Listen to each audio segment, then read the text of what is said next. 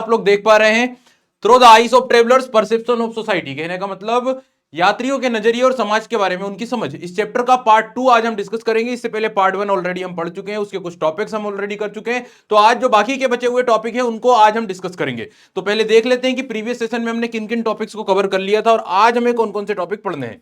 तो बेटा in the previous session भी ऑलरेडी डिस्कस्ड इंट्रोडक्शन, हमने इस चैप्टर का इंट्रोडक्शन हमने पढ़ लिया था। कहने का मतलब है कि इस चैप्टर में हमें क्या पढ़ना था, इसके अंदर क्या उसका मेजर सब्जेक्ट मैटर क्या था, वो हमने इंट्रोडक्शन में देख लिया था। और इस चैप्टर के अंदर हमें पढ़ना है ये मीडिएवल टाइम में जो फॉरेन ट्रेवलर्स भारत में आए हैं, जिनके नाम है इब्न बतूता, अल बरूनी और फ्रैंकोइस बर्नियर। तो उन यात्रियों के द्वारा भारत के समाज में जो नई नई चीजों को देखा गया और जो चीजें उन्होंने अपने टेक्स्ट के अंदर मेंशन करी है, उनको देखकर, उनको पढ़कर हिस्टोरियन उस समय के इंडियन सोसाइटी के हिस्ट्री को रिकंस्ट्रक्ट करते हैं। इन मेजर चीजों को हमें इस चैप्टर में पढ़ना था। और सेकंड चीज जो आती है इसके अंदर, वो आती है सोर्सेस। और सोर्सेस के अंदर इन तीनों ही यात्रियों के द्वारा लिखे गए जो ग्रंथ हैं, जो ट्रेवल अकाउंट है, उन्हें हमें पढ़ना था। ठीक है, तो आगे बढ़ते हैं। इसके बाद हमने अल बरूनी के बारे में, उसका एक बैकग्राउंड जाना, और अल बरूनी की जो बुक है किताब उल हिंद, उसके बारे में हमने पढ़ा। देन फिर हमने सेकंड नंबर पे इब्न बतूता का एक पूरा बैकग्राउंड, कि वो बेसिकली कहां से बिलोंग करता था, कहां से आया इंडिया में, कब आया है, इंडिया में किस बादशाह के समय पर आया, इसके अलावा उसने और किस किस जगह की ट्रेवलिंग करी है, एंड देन उनके द्वारा जो बुक लिखी गई जिसका नाम क्या है, किताबुल रहला। तो इन इंफॉर्मेशंस को, इन टॉपिक्स को हम पढ़ चुके थे। अब आते हैं आज हमें जो जो टॉपिक्स पढ़ने हैं। तो बेटा आज हम पढ़ेंगे फ्रैंकोइस बर्नियर के बारे में। जिस तरह से हमने दो यात्रियों के बारे में डिटेल में पढ़ा, उनका बैकग्राउंड पढ़ा, अब हम फ्रैंकोइस बर्नियर के बारे में पढ़ेंगे, जो कि एक क्या है, विशेष प्रकार का डॉक्टर है, a doctor with a different kind. ठीक है, a doctor with a difference. Now another topic जो होगा वो होगा making sense of an alien world, Al बरूनी and संस्कृतिक ट्रेडिशन। कहने का मतलब हुआ कि एक अपरिचित दुनिया की समझ। एलियन वर्ल्ड का मतलब होता है, एलियन वर्ल्ड मींस एक ऐसी दुनिया जिसके बारे में हमें नॉलेज नहीं हो। तो एक अपरिचित दुनिया की क्या करना, समझ, उसको समझने की कोशिश करना। किसके द्वारा, अल बरूनी के द्वारा। और इस काम में अल बरूनी ने सबसे ज्यादा हेल्प ली है किसकी, सांस्कृतिक परंपराओं की, सांस्कृतिक ट्रेडिशंस की, यानी संस्कृत के जो टेक्स्ट हैं और जो परंपराएं उनके माध्यम से समझे वो। देन आते हैं इब्न बतूता। तो इब्न Battuta and excitement of unfamiliar. तो इब्न बतूता की बात करेंगे, और इब्न बतूता बहुत ज्यादा एक्साइटेड रहता है किस चीज को जानने के लिए, अनफेमिलियर, अपरिचित को जानने की उत्कंठा। अपरिचित यानी कि अनफेमिलियर को जानने के प्रति बहुत ज्यादा एक्साइटेड रहता है कौन, इब्न बतूता। तो उसके इस नेचर को जानेंगे। And then Bernier and the degenerate east. तो फिर एट द एंड लास्ट में हम फ्रैंकोइस बर्नियर, और फ्रैंकोइस बर्नियर एक डिफरेंट काइंड ऑफ इंटेलेक्चुअलिटी वाला पर्सन है, और ये एक खास तरीके से चीजों को देखता है, और जो भी कंडीशंस वो इंडिया में देखता है उसको एक प्रकार से ईस्ट, जैसे इंडिया ईस्ट में और जो वेस्ट है, इट मींस यूरोप की जो कंडीशंस है उसके साथ कंपेयर करता है, उसके साथ डिफरेंसेस को फाइंड आउट करता है, और एट द एंड वो ईस्ट को क्या करता है, डीजनरेट करने की कोशिश करता है, कमतर आंकने की कोशिश करता है, निम्नतर दिखाने की कोशिश करता है। तो ये एक इस तरह की इंटेलेक्चुअलिटी या फिर आइडियोलॉजी वाला व्यक्ति है जो भारत में आया और भारत को ही क्या करेगा, नीचा दिखाने की कोशिश करेगा, किसके कंपेरेटिवली, यूरोपियन कंट्रीज या फ्रांस या यूरोप के डेवलपमेंट के कंपेरेटिवली। समझ में आ गई बात आप लोगों को। तो बेटा इन चार टॉपिक्स को हमें पढ़ना है, एक एक करके पढ़ेंगे। सबसे पहले स्टार्ट करते हैं Francois Bernier, a doctor with a difference. तो स्टार्ट करते हैं। सबसे पहले जैसे मैं आप लोगों को बता दूं कि हमने तीन यात्रियों के बारे में तो बात कर ही ली थी, दो यात्रियों के बारे में बात कर ली थी प्रीवियस सेशन में, अल बरूनी और Ibn Battuta. Now we have क्या नाम है, फ्रैंकोइस बर्नियर। तो अब हम बात करेंगे बर्नियर की। लेकिन बर्नियर जैसे आप लोग पता है कहां का व्यक्ति है, बर्नियर है फ्रांस का व्यक्ति। फ्रांस का मतलब हो जाता है यूरोप। कहां की बात हो रही है, यूरोप की। लेकिन आप सभी जानते हैं कि बर्नियर जो एक यूरोप का यात्री है, और यूरोप में भी कौन से देश से आ रहा है, ये फ्रांस से आ रहा है। लेकिन आप लोग जानते हो कि फ्रांस में आने वाले ये जो ट्रेवलर्स हैं, या सॉरी यूरोप से आने वाले जो ट्रेवलर्स हैं, उसमें सबसे फर्स्ट नंबर पे जो इंडिया में आए, ठीक है, यूरोप से सबसे पहली बार भारत में जो आए वो कौन थे, वो तो पोर्तुगीज थे। सबसे फर्स्ट नंबर पे भारत में जो यूरोपियंस आए हैं वो कौन आए, पोर्तुगीज आए। और आप लोग जानते हो कि पोर्तुगीज जो भारत में सबसे पहली बार आए वो लगभग 1498 में कौन आया था, वास्को डी गामा आया था। ठीक है, और वास्को डी गामा तो एक मतलब मान के चलिए कि एक समुद्री यात्री है, ठीक है, ट्रेडर के रूप में है। लेकिन इसके बाद कंटिन्यूअसली पुर्तगाली बाकी लोगों का आना शुरू हो गया। तो आप ये बोल सकते हो कि 1500 के अराउंड, 15वीं शताब्दी या 1500 के लगभग से और भी पोर्तुगीज लोग जो है वो भारत में आना शुरू कर दिए थे। ठीक है, तो सबसे पहले पोर्तुगीज आए। पोर्तुगीज में भी कई सारे लोगों के नाम अभी हम यहाँ पर देखेंगे, जैसे दुराते बारबोसा हैं और कई सारे लोग हैं। ठीक है, तो पोर्तुगीज लोग आए। स्टार्टिंग में उन्होंने भी इंडियन सोसाइटी के जो कल्चर्स हैं, ट्रेडिशंस हैं, प्रैक्टिसेस हैं, रिलीजन है, इन चीजों को स्टडी किया और उनको कंपाइल भी किया। ठीक है, उनको क्या किया, कंपाइल भी किया। इवन कई सारे ऐसे भी पोर्तुगीज थे जिन्होंने उन टेक्स्ट का यूरोपियन लैंग्वेज में ट्रांसलेशन करने की भी कोशिश की। ठीक है, तो सबसे पहले बेटा पोर्तुगीज आए। अब थोड़ा सा जैसे हम आगे बढ़ते हैं तो 1600 में जब हम आते हैं, 1600 में जब हम आते हैं, तो फिर जो अदर यूरोपियन कंट्रीज के लोग हैं, ट्रेडर्स हैं, वो भी आना शुरू किए। तो पोर्तुगीज के बाद कौन आए, डच आए। ठीक है, पोर्तुगीज के बाद कौन आए, डच आए। डच के बाद कौन आए, इंग्लिश यानी ब्रिटेन के लोग। और इंग्लिश के अलावा फिर कौन आए, फ्रेंच आए। तो इस तरह से फिर अदर यूरोपियंस के यूरोपियन कंट्रीज के राइटर्स और ट्रेडर्स और बाकी लोग भी आना शुरू हुए। ठीक है, लेकिन सबसे पहले फ्रांस के नहीं आए, सबसे पहले कौन आए, पोर्तुगीज। तो पहले पोर्तुगीज की बात करेंगे, फिर अदर्स की बात करेंगे, और फिर एट द एंड फ्रांस का ये जो व्यक्ति है फ्रेंकोइस बर्नियर, इसके बारे में बात करेंगे। ठीक है, तो जैसे मैं आप लोगों को बता रहा था, सिक्वेंस में अगर हम देखें चीजों को, तो सबसे पहले हम बात करते हैं किसकी, अराइवल ऑफ पोर्तुगीज की। पोर्तुगीज में मैंने बता दिया वास्को डी गामा तो 1498 में आया था, लेकिन बाकी लोग जो है वो धीरे धीरे करके 1500 में आना शुरू कर दिए। ठीक है, अब ये लोग जो आए हैं इन्होंने डिटेल्ड स्टडी करी है, डिटेल अकाउंट लिखे हैं किसके बारे में, इंडियन सोशल कस्टम्स, भारत की सामाजिक जो कस्टम्स थे, जो व्यवस्थाएं या प्रथाएं थी, धार्मिक जो प्रथाएं थी, उनके बारे में उन्होंने काफी कुछ लिखने की कोशिश की है। ठीक है, फिर कुछ लोग जो आए, जैसे कि एक रॉबर्ट नोबिली करके एक व्यक्ति आता है पुर्तगाल से। इसने क्या किया है, इसने इंडियन टेक्स्ट को यूरोपियन लैंग्वेज में ट्रांसलेट करने की कोशिश की है, जैसे मैंने अभी आपको बताया था। एक और व्यक्ति दुराते बारबोसा नाम का एक यात्री है जो आता है, और ये जो दुराते बारबोसा था, ये साउथ इंडिया वाली जो सोसाइटी थी, दक्षिण भारत वाला जो समाज था, वहां की जो ट्रेड कंडीशंस या व्यापारिक जो स्थितियां थी, उनसे बहुत ज्यादा प्रभावित हुआ था। ठीक है, तो देख रहे हो आप लोग, wrote a detailed account of trade and society in south India. तो दक्षिण भारत से बहुत प्रभावित हुआ दुराते बारबोसा, पुर्तगाली यात्री। ठीक है, तो यहां तो हमने पुर्तगालियों की बात कर ली। Now come on to the other European traders और अदर यूरोपियन ट्रेवलर्स जो इंडिया में आए। तो अब अदर जो यूरोपियंस हैं, इसमें अपन देख लेते हैं भाई, 1600 के अराउंड हमने देखा कि भारत में डच, इंग्लिश, फ्रेंच ट्रेवलर्स भी आना शुरू कर देते हैं। ठीक है, जैसे जैसे टाइम आगे बढ़ता है। अब इसमें एक फ्रांस का व्यक्ति है जो जोहरी था, ज्वेलरी से एसोसिएटेड काम करता था, जिसका नाम है जीन बैप्टिस्ट ट्रेवेनियर। तो ये जो ट्रेवेनियर है, इसके बारे में कुछ बातें बताई जा रही है। जैसे ट्रेवेनियर जो आया, ये लगभग 6 बार आया, यानी इतना पसंद आया उसको भारत की, वो 6 बार आया उस समय पर। ठीक है, कितनी बार, एक बार आके चला गया, फिर दूसरी बार आया, तीसरी बार, इस तरह से वो 6 बार इंडिया में आया। ये एक जोहरी था। ठीक है, He was particularly fascinated with the trading conditions in India, और भारत की व्यापारिक परिस्थितियों से बहुत ज्यादा क्या हुआ, आकर्षित हुआ। Even he compared India with the Persia, इसने भारत को पर्सिया और ओटोमन के साथ क्या किया, कंपेयर किया था। देख रहे हो आप लोग, compared India with Iran and Ottoman. Iran का मतलब हो जाता है आपका पर्सिया, यानी Persia it means Iran, modern Iran, और ओटोमन का मतलब हो जाता है मॉडर्न तुर्की वाला जो क्षेत्र है वो। तो उनके साथ ये कंपेयर किया था इंडिया को उस समय पर। ठीक है, इसके अलावा आप लोग देखें, एक इटालियन ट्रेवलर था या डॉक्टर था पेशे से, जिसका नाम है मनुची। मनुची भी आया, और मनुची तो ऐसा आया कि वो इंडिया में ही सेटल्ड हो गया। ठीक है, कई सारे ऐसे भी लोग यूरोपियन थे जो इंडिया आए और इंडिया में ही सेटल्ड हो गए, उन्हीं में से एक था मनुची, इटालियन ट्रेवलर, और ये इंडिया में ही क्या हो जाता, सेटल्ड हो जाता। ठीक है, तो बात समझ में आ गई आप लोगों को। अदर यूरोपियंस में अपन ने देख लिया, फ्रांस के, इटली के लोग, और भी कई लोग थे, लेकिन हमारी बुक में अभी इतने लोगों की बात हो रही है। अब आते हैं अपन किसके बारे में, फ्रेंकोइस बर्नियर की बात करते हैं। ठीक है, फ्रांस का व्यक्ति Francois Bernier. Now come on to the Francois Bernier. ठीक है, यहां पे हम बात करेंगे फ्रेंकोइस बर्नियर की। भाई ये जो व्यक्ति है फ्रेंकोइस बर्नियर, ये सबसे पहली चीज तो क्या है, एक डॉक्टर भी है, एक हिस्टोरियन भी है, एक प्रकार का बोला जा सकता है कि साइंटिस्ट भी है। तो इस तरह से ये अलग अलग प्रकार की क्वालिटी अपने पास में रखता है। ठीक है, इसको एक साइंटिस्ट के रूप में भी देखा जाता है, एक राइटर के रूप में, हिस्टोरियन के रूप में, फिलोसोफर के रूप में, तरह तरह से ये इसको अपन बोल सकते हैं। अब ये आया है भारत में कौन सी शताब्दी में, 17वीं शताब्दी में। जिस समय ये आया उस समय मुगल एम्पायर चल रहा था, और ये भारत में आया है जैसे बाकी के बहुत सारे लोग आए हैं, किस चीज की तलाश में, अवसर की तलाश में, अपॉर्चुनिटी की सर्च में। तो ये इंडिया आया अपॉर्चुनिटी की, भाई इंडिया में हमें अच्छा खासा काम मिलेगा, हम पैसा कमाएंगे, तो पैसा कमाने अपॉर्चुनिटी की तलाश में ये इंडिया में आता है। क्योंकि उस समय इंडिया का नाम था, यूरोप के लोग आ रहे थे, कई सारे लोग आके चले गए, तो वो लोग इंडिया के बारे में अच्छी अच्छी बातें करते थे, इंडिया के वेलफेयर के बारे में बताते थे, और उसी से खिंचते हुए ये व्यक्ति भी भारत में आया कि इंडिया में हमें एक अच्छा अवसर मिलेगा। जब ये भारत में आया उस समय भारत में मुगल एम्पायर चल रहा था, मुगल रूल चल रहा था, और मुगल एम्पायर में उस समय पर रूल कर रहे थे शाहजहां। तो शाहजहां के दौर में ये भारत में आता है, और शाहजहां के जो बेटे थे, बड़े बेटे, दारा शिको उनके वेद के रूप में, उनके एक प्रकार से बोला जा सकता है फिजिशियन के रूप में, दारा शिको के फिजिशियन के रूप में ये दरबार में काम करता है। ठीक है, लेकिन आप जानते हो कि अराउंड 1656 1656-57 के आसपास जो औरंगजेब, शाहजहां का जो बड़ा बेटा था औरंगजेब, ठीक है, शाहजहां का बेटा दारा शिको, मैंने हाँ शाहजहां ही बोला ना, शाहजहां के समय पर आया था, और शाहजहां का जो बड़ा बेटा था दारा शिको, उसके फिजिशियन के रूप में ये दरबार में काम करता, मुगल दरबार में।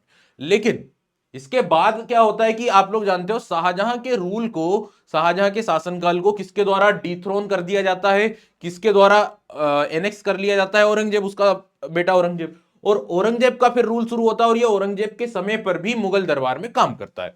अब इसका जो पोस्ट रहता है वो बदल जाता है, और अब ये एक प्रकार से दरबार के अंदर एक नोबेल के रूप में, एक फिजिशियन, एक वैज्ञानिक के रूप में मुगल दरबार से जुड़ा रहता है। लगभग 10 से 12 साल तक ये भारत में रहा ड्यूरिंग द मुगल पीरियड। इसके बाद ये अपने देश चला गया। समझ में आ गई बात आप लोगों को? अच्छा, इतनी बातें अगर क्लियर हो गई हो तो फिर अपन आगे बढ़ते हैं। ठीक है, now now we have the some basic information related to him. He was Frenchman, doctor, political philosopher और हिस्टोरियन। ठीक है, ये सारी क्वालिटी इसके पास है। Like many other he came to Mughal empire in search of opportunities. तो बाकी लोग जैसे आए भारत में अपॉर्चुनिटी की, अवसर की तलाश में, वैसे ये व्यक्ति भी भारत में अवसर की तलाश में आया था। ठीक है, देन आप लोग देखें, he was in India for 12 years. ये भारत में 12 सालों तक रहा। Closely associated with the Mughal court, Mughal दरबार के साथ में ये जुड़ा रहा। एज अ फिजिशियन, सबसे पहले दारा शिको के फिजिशियन के रूप में, वेद के रूप में। एंड देन फिर आप लोग देख रहे हैं intellectual scientist with Danishmand Khan. Mughal दरबार में दानिशमंद खान एक नोबेल थे जो अर्मीनिया के थे, अर्मेनिया के दानिशमंद खान, अर्मेनिया एक देश है, वहां के ये एक नोबेल थे, और उनके साथ में ये जुड़कर, उनके साथ में एसोसिएटेड रहकर ये मुगल दरबार में जॉब किया करता था। ठीक है, चलिए अब आगे बढ़ते हैं। अब थोड़ा सा इसके अकाउंट के बारे में बात करते हैं, जो इसने लेख लिखे, मुगल दरबार में रह रहा है, मुगल बादशाह के साथ या मुगल सेना के साथ ये ट्रेवल करता था। जब मुगल सेना अपने कैंपेन पर जाती थी तो ये भी उनके साथ में अलग अलग हिस्सों पर गया था। इंडिया के अलग अलग एक्सटेंसिव ट्रेवलिंग इसने करी थी। जब इसने इंडिया की अलग अलग एक्सटेंसिव ट्रेवलिंग करी, मुगल सेना के साथ ये रहा, तो बहुत सारी स्थितियां, बहुत सारी कंडीशंस इसको पता चली। ठीक है, और फिर उसने उसको अपने अकाउंट में लिखना शुरू किया। लेकिन इसके साथ में परेशानी ये थी कि ये जो बंदा आया था भारत में अपने अवसरों की तलाश में, जॉब के सर्च में, ये बंदा क्या कर रहा था कि जो कुछ भी स्थिति भारत में देखता था, जो भी कंडीशंस को भारत में देखता था, उसको तुरंत कंपेयर करता था यूरोप के साथ, यूरोप के डेवलपमेंट के साथ, और हर कंडीशन में कोशिश करता था कि भारत की स्थिति को थोड़ा सा कम दिखाए, थोड़ा सा निम्न स्तर दिखाए। तो ये इसका एक आइडिया था, ये इसकी एक सोच थी कि भारत में जो कुछ भी है वो यूरोप के कम है। ठीक है, तो यहां पे देखिए, अब इसके थोड़ा सा अपन इसके जो डॉक्यूमेंट्स इसने लिखे हैं उस, या इसका लिखने का जो तरीका उसको समझते हैं। Bernier travelled several part of subcontinent, अलग अलग हिस्सों में घूमा, and wrote account of what he saw, जो कुछ भी देखा उसके बारे में अकाउंट लिखा। लेकिन कैसे लिख रहा देखिए, frequently comparing when he saw in India with situation in Europe. तो जैसे ही देखेगा कुछ भी स्थिति, उसकी तुरंत कंपेयर करेगा यूरोप के साथ, समझ गए, यानी तुलना कर रहा है।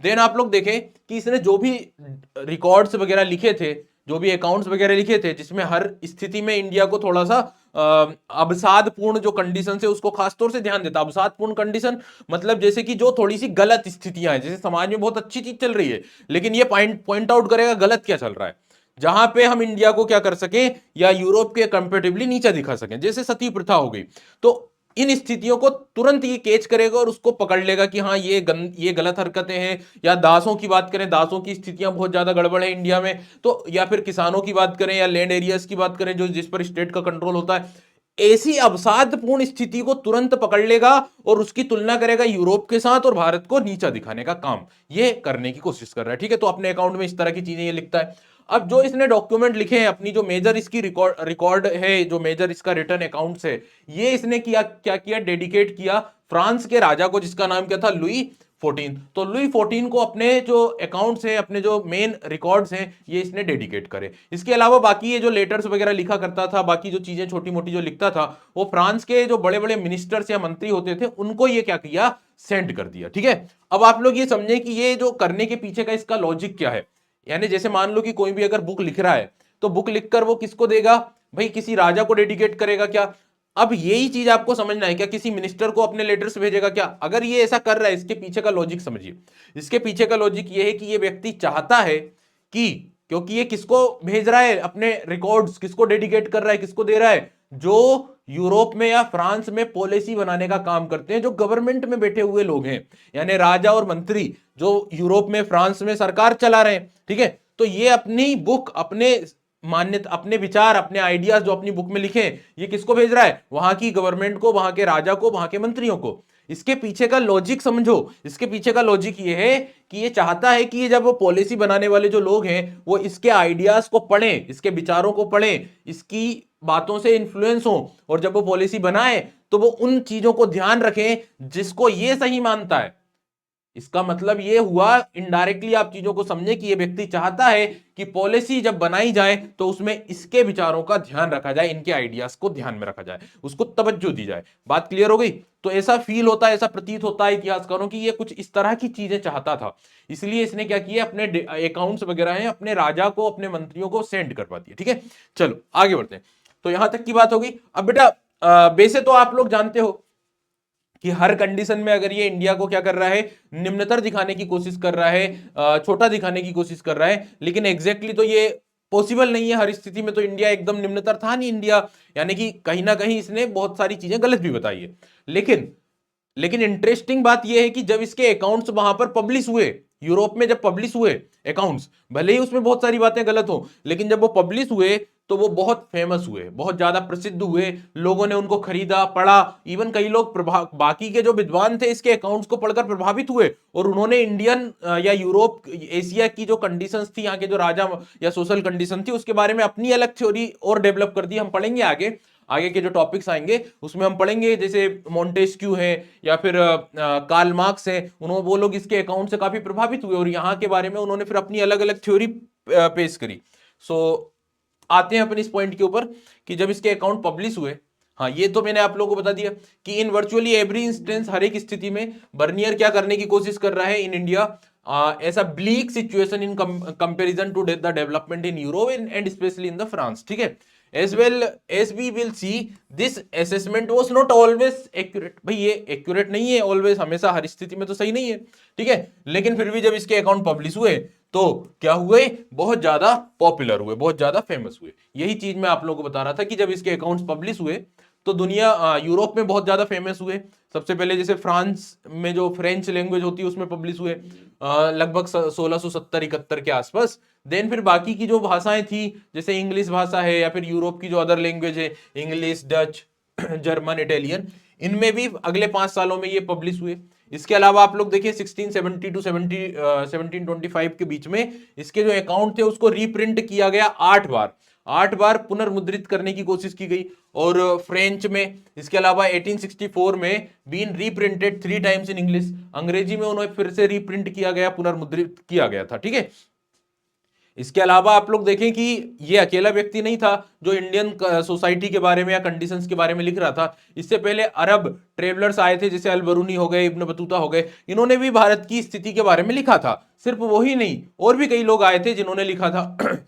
अब दोनों के चीजों को अगर हम कंपेयर करें, क्योंकि वो मेन्यूस्क्रिप्ट के रूप में लिखे गए थे, उनको इस तरह से प्रिंट नहीं किया गया था उस समय तक, तो दोनों के, लेकिन अगर कंटेंट की बात करें तो उसमें बड़ा डिफरेंस दिखाई देता है। अरब ट्रेवलर्स ने इंडियन सोसाइटी के बारे में कुछ अलग बातें लिखी, इन्होंने एकदम डिफरेंट बातें लिखी। ठीक है, चलिए आगे बढ़ते हैं। Now come on to the next. अब हमारे सामने अगला टॉपिक आ रहा है, और अगला टॉपिक क्या है, making sense of an alien world, Al बरूनी and the Sanskritic tradition. तो यहां पे आप लोग दो चीजों को समझे। यहां पे हमारी जो चर्चा हो रही है वो हो रही है making sense of an alien world. Alien world का मतलब होता है अपरिचित दुनिया। तो अपरिचित दुनिया को, अपरिचित संसार को जानने की के लिए, या अपरिचित दुनिया को जानने की जो समझ है, और दूसरा है अल बरूनी, अल बरूनी के बारे में बात हो रही है, और सांस्कृतिक परंपराएं। अब अपरिचित दुनिया को समझने के लिए अल बरूनी जो हेल्प लेगा वो किसकी लेगा, सांस्कृतिक परंपराओं की। अब बेटा आप थोड़ा सा सोचने की कोशिश करिए। एक व्यक्ति है जिसका नाम आप लोग देख रहे हैं अल बरूनी है, और अल बरूनी जो है वो कहां से आ रहा है, वो आ रहा है आपका अफगानिस्तान से। ये व्यक्ति अफगानिस्तान से कहां आ रहा है, इंडिया आ रहा है। तो इसके लिए इंडिया एक प्रकार से एलियन वर्ल्ड, अपरिचित दुनिया है। ठीक है। जब ये इंडिया आ रहा है तो इंडिया में इसको क्या मिलेगा, अलग प्रकार की प्रैक्टिसेस मिलेगी, अलग प्रकार का कल्चर मिलेगा, अलग प्रकार की सोशल कंडीशंस मिलेगी, अलग प्रकार की लैंग्वेज मिलेगी। तो उसके लिए तो एक प्रकार से अपरिचित दुनिया हुई। अब इस अपरिचित दुनिया को उसको समझना है, क्या करना है, समझना है। ठीक है, अपरिचित दुनिया को उसको क्या करना है, समझना है। अब आप इसी को छोड़ दो, अलबरूनी को छोड़ दो, बाकी जितने भी ट्रेवलर्स आए हैं भारत में, जितने भी यात्री आए हैं, उनके लिए भी तो इंडिया अपरिचित दुनिया ही था। ठीक है, एक एलियन वर्ल्ड ही था। तो मोस्ट ऑफ द केस में आप देखोगे कि जितने भी यात्री आते हैं, ट्रेवल करते हैं, या फिर हम इंडियन सबकॉन्टिनेंट की बात करें, कि जब भी कोई यात्री आता है भारत में, तो उसके लिए तो इंडिया एक अपरिचित दुनिया ही होती है, एक एलियन वर्ल्ड ही होता है। अलग प्रकार की सोशल कंडीशंस, रिलीजियस प्रैक्टिसेस वगैरह यहां देखने को मिलती है। तो ये लोग जब इन चीजों को देखते हैं तो ये लोग क्या करते हैं, उनके बारे में आइडिया तो है नहीं, तो ये लोग क्या करते हैं, उसको कंपेयर करते हैं। क्योंकि अब जानते नहीं है उस प्रथाओं के बारे में, तो उसकी तुलना करते हैं किसके साथ, जिसको वो पहले से जानते हैं। समझ गए, ये एक सिंपल सा एक तरीका है। आप भी अपने डेली लाइफ में भी इस चीज को देखते होंगे। कई बार आपसे मान लो कि किसी ने कुछ पूछ लिया, तो आपको उसका आंसर नहीं पता है, लेकिन नहीं पता है, आपने थोड़ा सा और प्रयास करने की कोशिश की, तो आप क्या करोगे, उसकी तुलना करोगे उस चीज के साथ, कंपेयर करने की कोशिश करोगे जिसको आप थोड़ा बहुत जानते हो, जो उससे थोड़ा सिमिलियर हो, और उसको फिर उस तरह से एक्सप्लेन कर दोगे। ये एक ह्यूमन नेचर होता है, सामान्य, सबके साथ होता है, मेरे से भी। अगर मेरे से कोई क्वेश्चन पूछा जाए, तो मेरे को अगर नहीं पता है, तो मैं उसको थोड़ा सा क्या करूंगा, थोड़ा सा उसको पास करने की कोशिश करूंगा, थोड़ा उसके पास नियर बाई जाने की कोशिश करूंगा, और फिर उसके साथ कंपेयर कर लूंगा जिसको मैं थोड़ा बहुत उससे मिलता जुलता पाऊंगा, और फिर उसको एक्सप्लेन कर दूंगा। तो मोस्ट ऑफ द केसेस में ये देखा गया है कि जो यात्री आए और उन्होंने जब भारत की स्थितियों को देखा, तो उन्होंने उससे, वो अवगत तो थे नहीं, उसको उसके बारे में नॉलेज तो था नहीं, तो उसको उन्होंने उस चीज के साथ कंपेयर किया जिसको वो पहले से जानते थे, जिसके बारे में उनको आइडिया था। ठीक है, ये एक चीज है, मोस्ट ऑफ द केसेस में ये देखा गया। हालांकि हर एक यात्री ने अपना अलग अलग तरीका अपनाया इस अपरिचित दुनिया को जानने के लिए, इस प्रकार की प्रथाओं को, धार्मिक स्थितियों को, भाषाओं को, ट्रेडिशंस को समझने के लिए सभी ने अपने अलग अलग तरीके अपनाए, अलग अलग स्ट्रेटेजी को फॉलो किया। फॉर एग्जाम्पल अगर हम बर्नियर की बात करें, किसकी बात, सॉरी, फॉर एग्जाम्पल अगर हम किसकी बात करें, बरूनी की, अलबरूनी की बात करें, तो अलबरूनी जो था, अलबरूनी को अपना जो उसका जो टारगेट था, उसका जो लक्ष्य था भारत के समाज के बारे में जानने के बारे में, उस लक्ष्य में निहित जो प्रॉब्लम्स थे, जो इश्यूज थे, उसको वो आइडेंटिफाई कर चुका था। समझ में आ गई बात? जैसे मैंने बोला ना कि हर एक व्यक्ति का अलग अलग तरीका है अपनी चीजों को एक्सप्लेन करने का, अपरिचित दुनिया को समझने का। तो अलबरूनी ने भी एक तरीका अपनाया, और अलबरूनी उन उन सारी चीजों को पहले आइडेंटिफाई कर लिया कि क्या उसको बाधा आ सकती है, क्या उसको बैरियर आ सकते हैं, अपनी इस दुनिया को, इस एलियन वर्ल्ड को समझने में क्या बैरियर आ सकते हैं। तो इसने सबसे पहले क्या किया, उन बैरियर को फाइंड आउट करना शुरू शुरू कर दिया, उन रुकावटों को समझना शुरू कर दिया।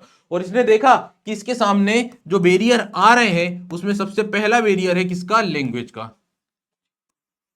क्योंकि आप सभी जानते हो कि भारत में उस समय पर जो साहित्य लिखा था वो तो संस्कृत का था। जो वर्नाक्युलर लैंग्वेज थी, आम बोलचाल की जो भाषा थी, पाली, प्राकृत, ब्राह्मी, ये सारी भाषाएं चला करती थी। तो सबसे पहला इशू इसके सामने क्या था, भाषा का था।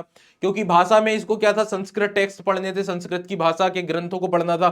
और संस्कृत के बारे में ये लिखता है कि भाई बहुत ज्यादा टिपिकल, बहुत ज्यादा टफ ये लैंग्वेज है। ये भी एकदम अरबी भाषा की तरह इसमें मुहावरे हैं, और इसको भी ट्रांसलेट कर पाना बहुत ज्यादा ईजी है, सरल नहीं है। ठीक है। दूसरा इसके सामने जो समस्या थी वो थी religion,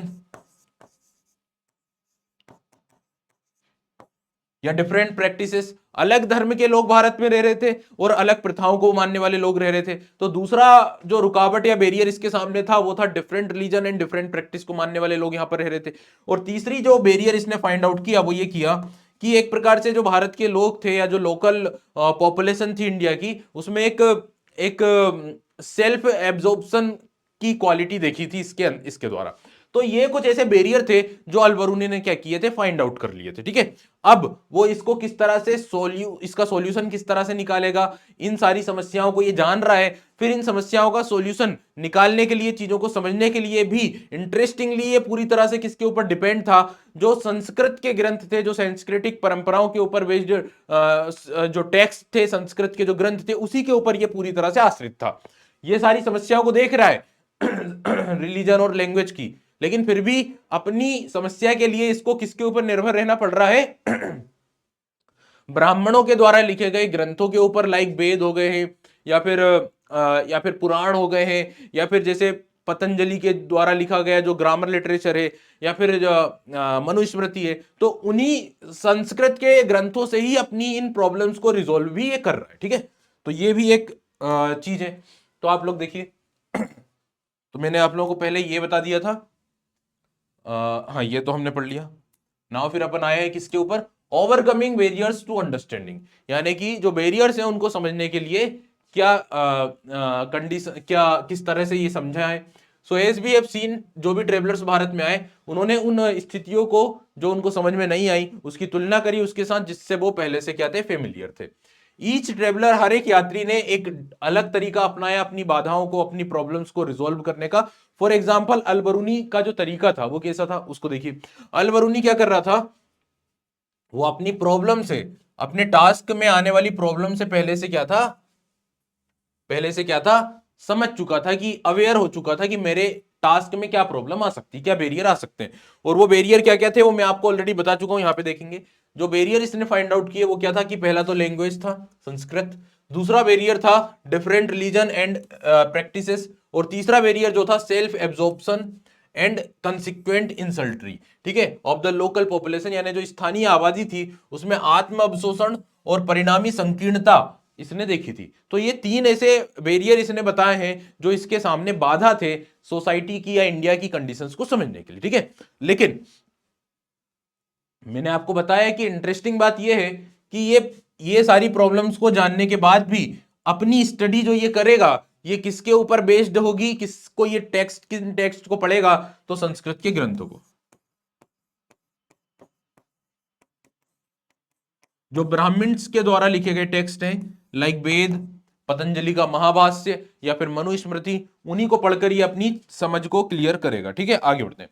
now we have the another topic 4.2 Al Biruni descriptions of the caste system. तो अब अलबरूनी का जो डिस्क्रिप्शन है, लेकिन किसके ऊपर, जाति व्यवस्था के ऊपर, उसको हमको समझना है। ठीक है, अलबरूनी जाति व्यवस्था के बारे में क्या बात बताता है। इंडिया में कास्ट सिस्टम चलता था, वर्ण सिस्टम चला करता था, उस वर्ण सिस्टम के बारे में अलबरूनी की क्या राय है। तो देखिए, Al Biruni tried to explain the caste system.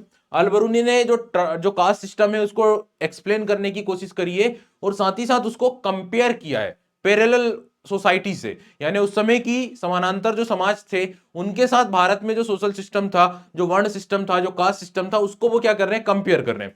जैसे कि भारत में अगर वर्ण सिस्टम, वर्ण व्यवस्था चला करती थी, सोसाइटी का डिवीजन था 4 वर्णों में, तो उसको वो कंपेयर कर रहे हैं और बोल रहे हैं कि भाई देखो ये यूनिक नहीं है।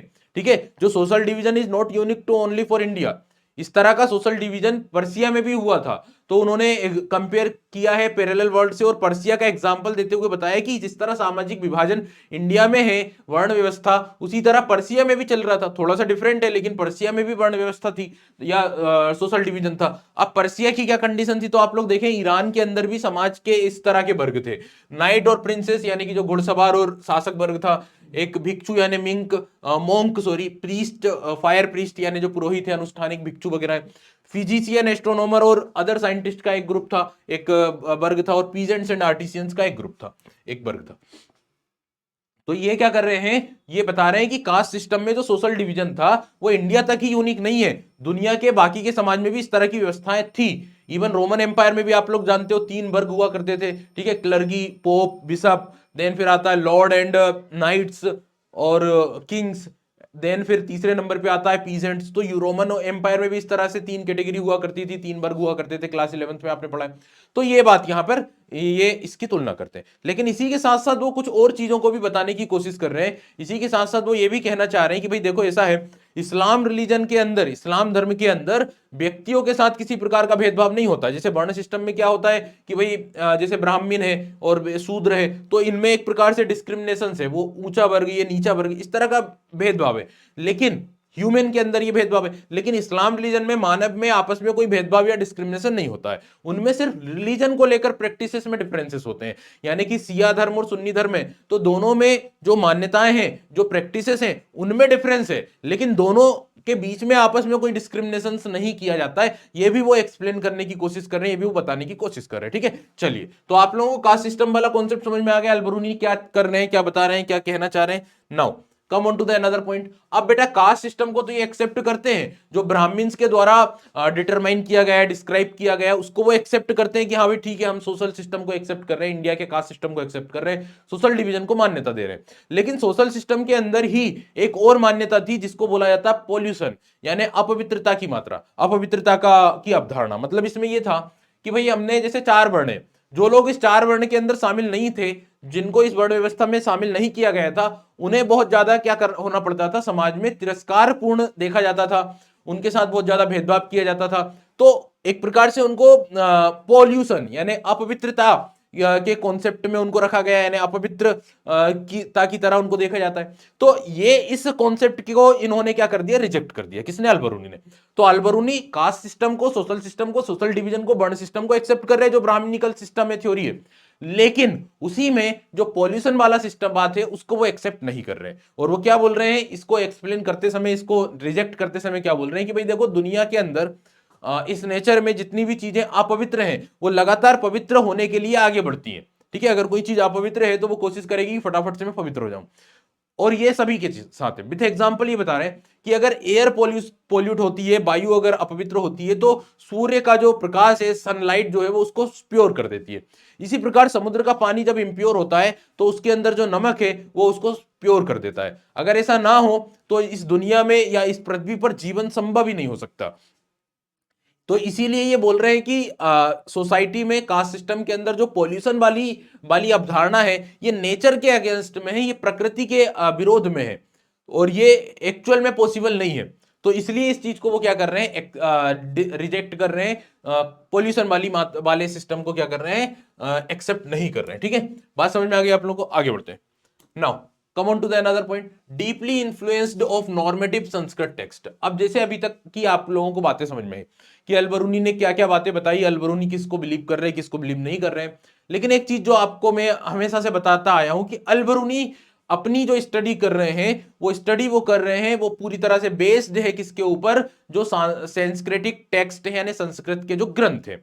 ये अपनी स्टडी संस्कृत के ग्रंथों के ऊपर बेस्ड रहकर कर रहे हैं। ठीक है, संस्कृत के टेक्स्ट को पढ़कर या फिर उससे ही चीजों को समझकर वो बातें कर रहे हैं।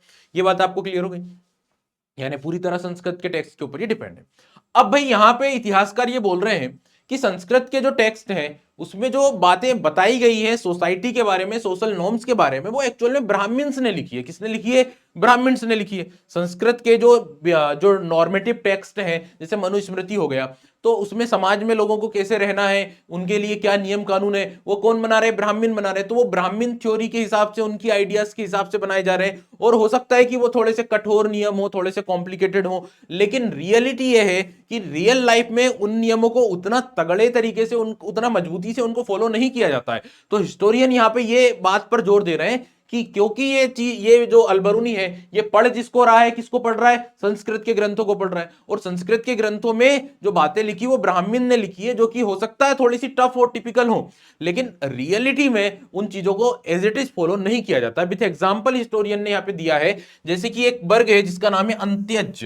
अंत्यज जो कि 4 वर्ण सिस्टम में शामिल नहीं है, लेकिन फिर भी इन्हें इकोनॉमिकल सिस्टम के अंदर पार्टिसिपेट ये कर रहे हैं, उसका हिस्सा ये है। तो ये एक एग्जाम्पल है जो बोलता है कि भाई ऐसा है कि एग्जैक्ट उतना मजबूती के साथ सिस्टम नहीं चलता था। ठीक है, उसके भी उसमें फ्लेक्सिबिलिटी भी थी। तो बात आप लोगों को क्लियर हो गई होगी। अल-बरूनी के बारे में हमने सारी बातें पढ़ ली। अब आते हैं अपन, और अब हम बात करेंगे किसके बारे में? इब्न बतूता के बारे में। ठीक है, अब अल-बरूनी का हो गया टॉपिक हमारा complete. Now come on to the Ibn Battuta. तो topic number 5, Ibn Battuta and the excitement of unfamiliar. अब इब्न बतूता के बारे में बात करते हैं। एक्साइटमेंट ऑफ अनफेमिलियर का मतलब हो जाता है कि एक अनफेमिलियर चीज को, एक अपरिचित चीज को जानने के लिए बहुत ज्यादा एक्साइटमेंट होना, बहुत ज्यादा उत्कंठा होना, जो किसके अंदर थी? इब्न बतूता के अंदर थी। बेटा मैंने आप लोगों को प्रीवियस सेशन के अंदर इब्न बतूता के बारे में बहुत डिटेल में बातें बता दी थी।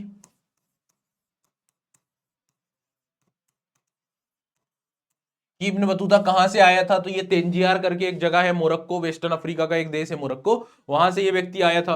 1332-33 के आसपास ये दिल्ली पहुंचा था, मोहम्मद बिन तुगलक से मिला था, और मोहम्मद बिन तुगलक इससे मिलकर काफी प्रसन्न हुआ। मोहम्मद बिन तुगलक ने इसको दिल्ली का काजी भी बनाया। ठीक है, इसके बाद ये चाइना भी गया, और चाइना से फिर ये वापिस अपने देश मोरक्को जाता है।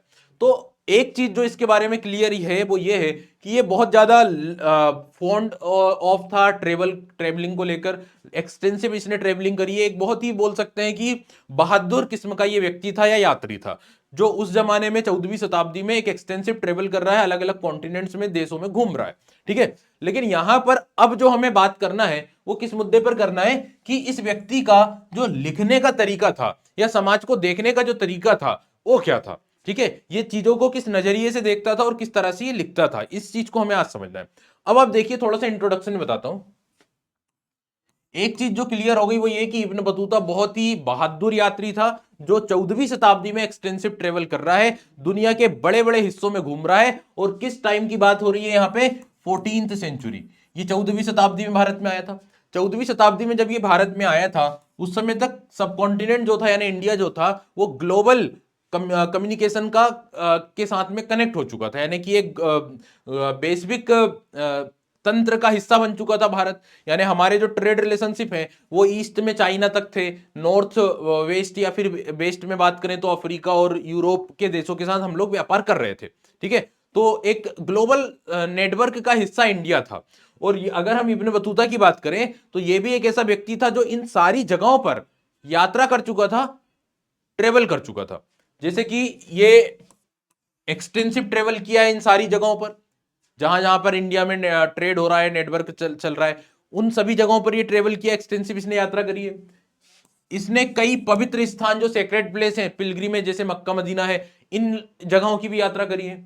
इसके अलावा आप लोग देखें कि इसने जो बड़े बड़े शहर थे, जो एकदम बोला जा सकता है कि ग्लोबल जो सिटीज होती हैं, ठीक है, बेसिक जो शहर होते हैं, उन शहरों में ये घूमा है। और बेसिक जो कल्चर होता है उसको इसने एक प्रकार से कंज्यूम किया है।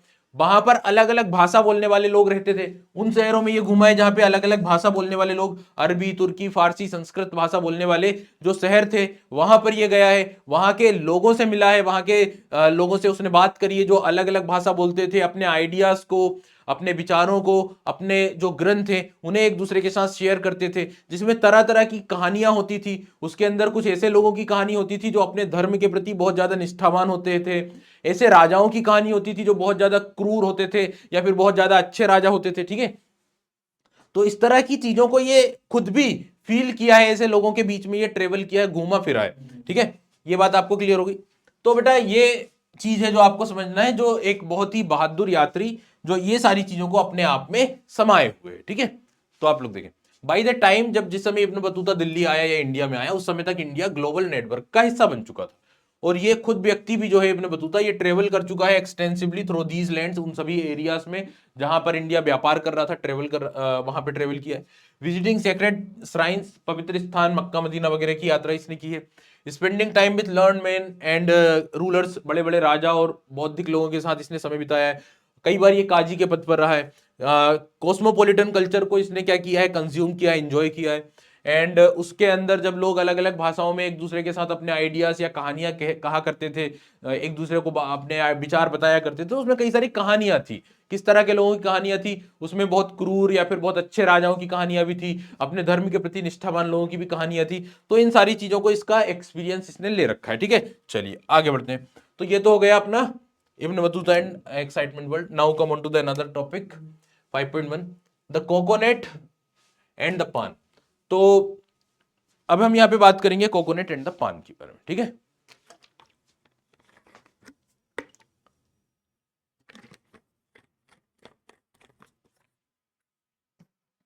देखिए इब्न बतूता के लिखने का या उसके लेखन का जो गुण था, जो उसका फीचर था, उसको वो चीज आपको दिखाई देती है उसके रिकॉर्ड्स को जब आप पढ़ेंगे, जब उसके लेखों को जब आप पढ़ेंगे, तो वो जो एक बहुत बड़ी जो विशेषता है उसके रिकॉर्ड्स को या लिखने के तरीके में, वो तब दिखती है जब वो भारतीय उपमहाद्वीप की दो ऐसी वनस्पतियों के बारे में उल्लेख करता है जो जिसके बारे में उसके जो रीडर्स हैं, वो जो पढ़ने वाले जो लोग हैं, पाठक जो हैं, उसके बारे में वो एक बार एकदम अनफेमिलियर, उनको पता ही नहीं है। भाई मोरक्को जहां से ये आया है, वहां के लोगों को आइडिया ही नहीं है कि पान क्या होता है, वहां के लोगों को पता ही नहीं है कि नारियल क्या होता है। और इन चीजों को अगर ये लिख रहा है, यानी कि एक ऐसा ये व्यक्ति है, लिखावट का इसका जो गुण है, तरीका है, वो क्या है कि इस तरह की चीजों को बताकर ये अपने जो रीडर्स हैं, अपने जो पाठक हैं, उनके मन में एक एक्साइटमेंट क्रिएट करना चाह रहा है, एक प्रकार से उत्सुकता पैदा करना चाह रहा है। ठीक है, तो आप लोग देखिए some of the best examples of Ibn Battuta strategies. Ibn Battuta के लिखने की जो स्ट्रेटेजी है उसका सबसे अच्छा उदाहरण, सबसे बेस्ट एग्जांपल जो है वो ये है, वो जो दिखाई देता है किसमें, जब वो भारत के अंदर के ये जो दो वनस्पति हैं कोकोनट और पान, उसको जब वो डिस्क्राइब करता है। ठीक है, तो ये क्यों कर रहा है, that were completely unfamiliar to his audience। भाई इसके जो लोग हैं वो जानते ही नहीं है, और जब हम किसी चीज को नहीं जानते हैं और अगर हम उसके बारे में सुनते हैं तो हमें बड़ा ही एक्साइटमेंट होता है, बहुत ही ज्यादा अच्छा लगता है उस चीज। अब भाई जैसे इंडिया में तो बहुत सारी चीजें हैं, लेकिन अगर आपको कोई ऐसी चीज मिले, पता चले, सुनने को मिले जो इंडिया में नहीं होती, खाली यूरोप में होती है या फिर अफ्रीका में होती है, तो थोड़ा सा हमको इंटरेस्ट आएगा। जैसे इंडिया में कंगारू नहीं होते हैं, या इंडिया में जैसे वो एक बड़ा सा पक्षी होता है शुतुरमुर्ग, वो नहीं होता है। तो जब हमने पहली बार इंडिया के लोगों ने देखा होगा, सुना होगा उसके बारे में, तो कितना उनको एक्साइटमेंट लगा होगा, कितना ज्यादा वो इंटरेस्ट उसमें लिए होंगे। तो यही चीज है कि जब अफ्रीका के लोग जो है, जब उनको पान और नारियल के बारे में पता चला तो बड़े प्रभावित हुए। अच्छा, इनको डिस्क्राइब भी कर रहा है वो बहुत ही सिंपल तरीके से। भाई ये पान के बारे में बता रहा है कि पान एक ऐसा एक वनस्पति है जो लता के रूप में होता है, कोई ऐसा ट्री नहीं होता, लता होती है, बेल होता है, और इसमें कोई फल नहीं उगते, इसको अपनी पत्तियों के लिए उगाया जाता है, और इसकी पत्तियों पर जो जायफल जैसा सुपारी होता है उसको बारीक करके रख कर उसको साथ में खाया जाता है। ठीक है, फिर इसी तरह नारियल के बारे में ये एक्सप्लेन करते हैं कि नारियल का जो वृक्ष है, नारियल का जो ट्री है, ये एक प्रकार से बोल सकते हो एकदम बहुत ही विषम्यकारी, यानी बहुत ही इंटरेस्टिंग प्रकार का वनस्पति, इंटरेस्टिंग एक वृक्ष है। और ये हूबहू खजूर की तरह, आप खजूर से को जानते थे तो उसके साथ तुलना करके बता रहे हैं कि खजूर की तरह है, बस डिफरेंस ये है कि खजूर में क्या होता है, खजूर उगता है, इसमें नारियल उगता है। नारियल के बारे में बता रहे हैं कि नारियल एक ऐसा फल होता है जो मानव के हेड या ह्यूमन हेड की तरह होता है, उसमें भी जैसे दो आंखें हैं तो उसमें भी दो आंखें होती है, बाल जो होते हैं जो मानव के सिर की तरह है, अब ये बाल से रस्सियां वगैरह बनाई जाती है। इस तरह की बहुत ही बातें इन्होंने जो है अपने टेक्स्ट के अंदर बताई, एक्सप्लेन किया इन दोनों वनस्पतियों को। ये दिखाता है कि ये अनफेमिलियर चीज के प्रति कितने ज्यादा एक्साइटेड रहते थे। Now come on to the another sub topic. अगला सब टॉपिक है Ibn Battuta in Indian cities. अब इब्न बतूता भारत के शहरों के बारे में क्या बोलता है, क्या बताता है, तो जिस तरह से अभी थोड़ी देर पहले मैंने उसके बारे में बताया था आपको, फ्रेंकोइस बर्नियर जो भारत आया था अफसरों की तलाश में, तो उसी तरह इब्न बतूता की अगर बात करें, इब्न बतूता हालांकि पहले आया, इब्न बतूता भारत के शहरों के बारे में बोलता है कि भारत के जो शहर हैं वो उन लोगों के लिए अवसर के अच्छे साधन है जिनके पास स्किल है, जिनके पास इच्छा है, जिनके पास सोर्सेस है। यानी इंडिया में आपको अच्छे अवसर मिलेंगे, फुल ऑफ अपॉर्चुनिटी मिलेगी if you have skill, if you have sources, और यदि आपके पास क्या है, नेसेसरी डिजायर है, अगर आप इच्छा रखते हो, अगर आपके पास कौशल है, तो आप क्या कर सकते हो, इंडिया में आपको अवसर अच्छे मिल सकते हैं। ठीक है, जैसे आप लोग देखें कि इंडिया के अंदर आज की कंडीशन ये है कि इंडिया के अंदर पॉपुलेशन बहुत ज्यादा है, लोग बहुत ज्यादा है, और उन लोगों के अंदर बहुत सारे स्किल्ड भी हैं और कई सारे अनस्किल्ड भी हैं। लेकिन अवसर अब इंडिया में बहुत ज्यादा, हालांकि अवसर भी बहुत ज्यादा है, लेकिन फिर भी पॉपुलेशन जितनी है उसके हिसाब से देखा जाए तो उतने अवसर नहीं है। तो अब दुनिया में अगर कहीं पर भी कुछ अगर मौका मिले तो भारत के लोग तुरंत वहां पर जाएंगे और अवसर की तलाश कर लेंगे, क्योंकि हमारे पास स्किल्ड है। तो वही चीज ये बता रहा है कि भारत में अब अवसर के मौके हैं, और अगर आपके पास स्किल है तो आप जा सकते हो। अब मैं आपको इससे कनेक्ट करता हूं, हाल ही में क्या हुआ कि इजराइल जो देश है, वहां के गवर्नमेंट ने इंडिया की गवर्नमेंट को बोला कि हमें इंडिया के लगभग 1 लाख जो वर्कर्स हैं वो चाहिए काम के लिए, ठीक है, या फिर अलग अलग प्रकार के टास्क के लिए। अब इंडिया के 1 लाख जो लोग हैं, जो वर्कर्स हैं, वो कहां जाएंगे, इजराइल जाएंगे। तो ये एक अवसर मिल रहा है, ये एक अवसर मिल रहा है, और ये अवसर कहां पर से आ रहा है, इजराइल से आ रहा है। किन के लिए, अब जो स्किल्ड लोग हैं, जो अच्छा काम जानते हैं, वो लोग तो तुरंत उस अवसर का क्या करेंगे, फायदा उठाएंगे। तो अब आप लोग समझ रहे, थोड़ा सा मैं आपको कनेक्ट कर दिया। तो यहां पर इब्न बतूता क्या बोल रहा है, भाई इंडिया के जो शहर हैं, अवसर के अच्छे आपको मौके हैं, if you have skill, if you have resources, if you have necessary desire, आपके अंदर इच्छा अगर है तो आपको अच्छा अवसर वहां पर मिल सकता है। ठीक है, ये बात ये बोल रहे हैं भारत के शहरों के बारे में, ध्यान रखना। आगे बढ़ते हैं, और क्या बातें बताई इन्होंने इंडियन सिटीज के बारे में, शहरों के बारे में। देखिए, it appears from Ibn Battuta account. Ibn Battuta के अकाउंट को पढ़ने के बाद ये प्रतीत होता है कि भारत के जो शहर थे, यानी जो सिटी थी, उनकी पॉपुलेशन अच्छी खासी थी और वो अच्छे खासे प्रोस्पेरियस थे, यानी अच्छी खासी आबादी थी शहरों की, और शहर अच्छे खासे संपन्न भी थे। हालांकि कभी कभार युद्ध वगैरह हो जाया करते थे, इन्वेजन या अटैक हो जाया करते थे, लूटपाट हो जाया करती थी। अगर उसको छोड़ दिया जाए तो बाकी जो भारत के शहर थे वो बाकी अच्छे खासे समृद्ध और जनसंख्या से भरे हुए थे। शहरों की जो सड़कें थी वो भीड़ भाड़ भरी थी, मार्केट रंग बिरंगे हुआ करते थे और मार्केट में अलग अलग प्रकार की वस्तुएं चीजें अवेलेबल हुआ करती थी। तो बाजारों के बारे में भी अच्छी बातें बोल रहे हैं, शहरों के बारे में भी अच्छी बातें बोल रहे हैं, यानी कि ये अच्छा व्यक्ति है जो सब कुछ अच्छा अच्छा बोल रहा है। ठीक है, आगे बढ़ते हैं भाई। Next, now come on to the bazaar. थोड़ा सा बाजारों के बारे में और देखें। The bazaars were not only place of economic transaction. तो ये बाजारों के बारे में एक्सप्लेन कर रहे हैं और क्या बता रहे हैं कि जो बाजार थे, ठीक है, भारत के अंदर के जो बाजार थे या शहरों के जो बाजार थे, जैसे दिल्ली हो गया या फिर दौलताबाद जहां पर ये ट्रेवल किए हैं, वहां के जो बाजार थे वो सिर्फ ट्रांजेक्शन का ही सेंटर नहीं थे कि आप वहां पे लेन देन कर रहे हो, वो सोशल और इकोनॉमिकल सेंटर्स भी हुआ करते थे। क्योंकि मोस्ट ऑफ द जो मार्केट थे, बाजार हुआ करते थे, उनके बीचों बीच में या फिर उनके अंदर एक मंदिर और एक मस्जिद भी हुआ करता था। ठीक है, साथ ही साथ मार्केट में एक चबूतरा या फिर एक प्लेटफॉर्म बनाया जाता था जहां पे किसी प्रकार की डांसिंग या फिर म्यूजिकल जो परफॉर्मेंस है वो दी जाती थी। तो सोशल कल्चर एक्टिविटी के भी सेंटर हुआ करते थे मार्केट, सिर्फ ट्रांजेक्शन का ही काम नहीं होता था, लेन देन का ही काम नहीं होता था, ये बता रहे हैं। यानी कि ये hub of social and cultural activities हुआ करती थी। जैसे मोस्ट ऑफ द जो मार्केट थे, बाजार थे, उसमें टेंपल्स और मॉस्क वगैरह होती थी, स्पेस होता था म्यूजिशियन सिंगर्स वगैरह का, डांसर्स वगैरह का। ठीक है, चलिए आगे बढ़ते हैं। Now come on to the another point.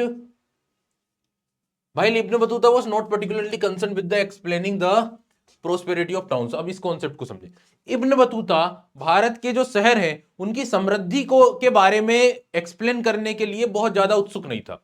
यानी he doesn't want to explain the prosperity of cities. क्यों भाई? क्यों नहीं चाहता था कि शहरों की समृद्धि को ये एक्सप्लेन करे? तो इतिहासकारों का ये कहना है क्योंकि इब्न बतूता जानता था कि शहरों की जो समृद्धि हमें दिख रही है, इसके पीछे का जो कारण है वो गांव वाले एरिया से, विलेज वाले एरिया से, फार्मर्स वगैरह से लिया जाने वाला टैक्स है।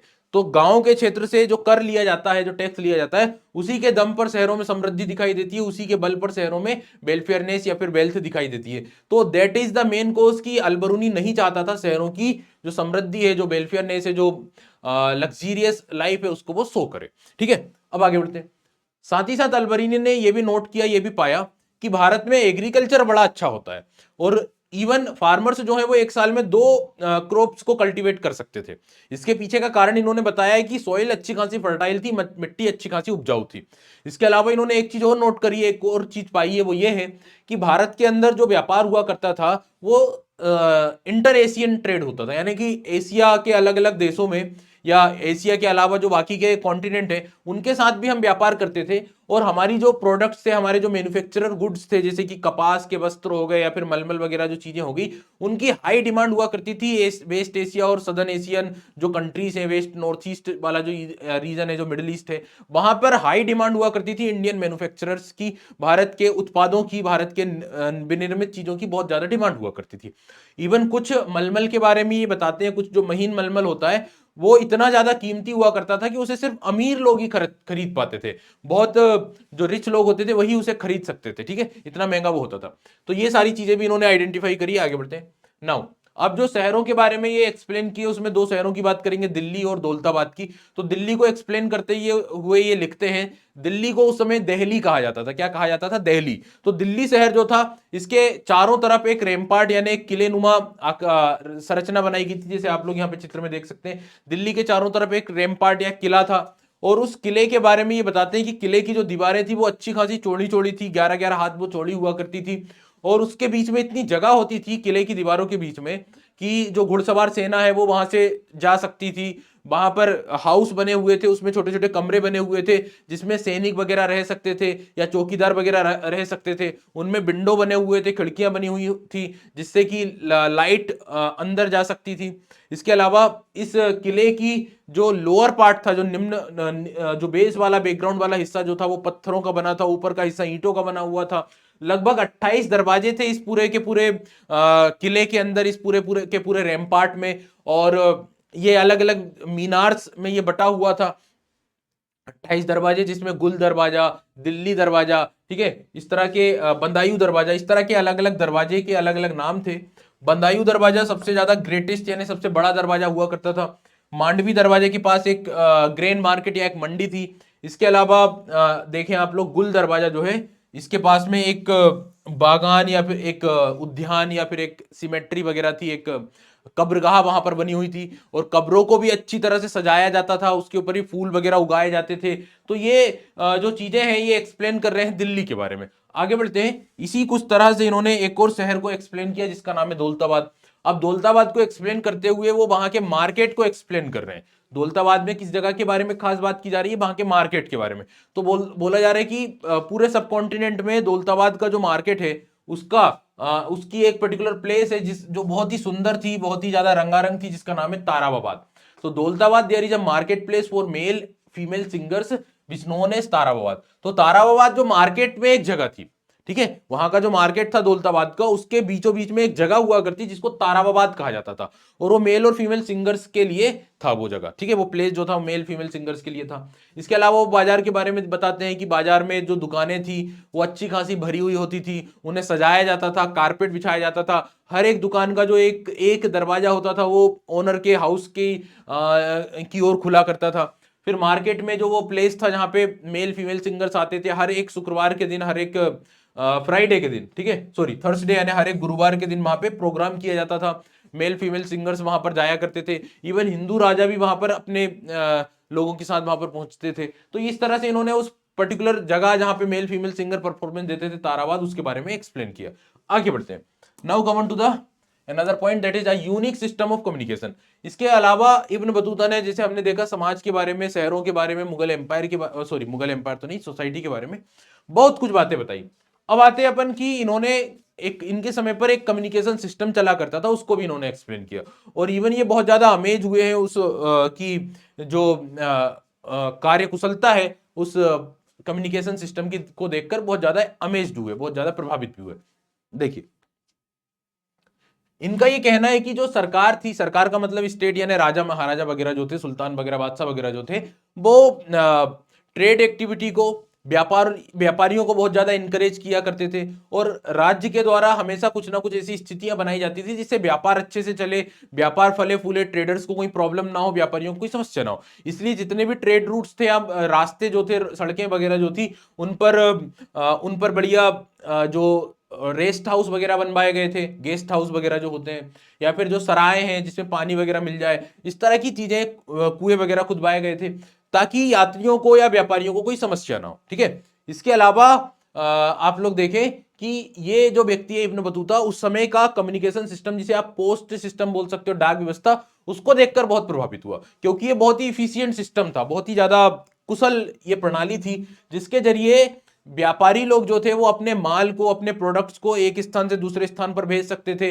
अपना जो केस है यानी जो नगद है उसका भी वो लेन देन कर सकते थे, या फिर ट्रांसफर कर सकते थे एक जगह से दूसरी जगह।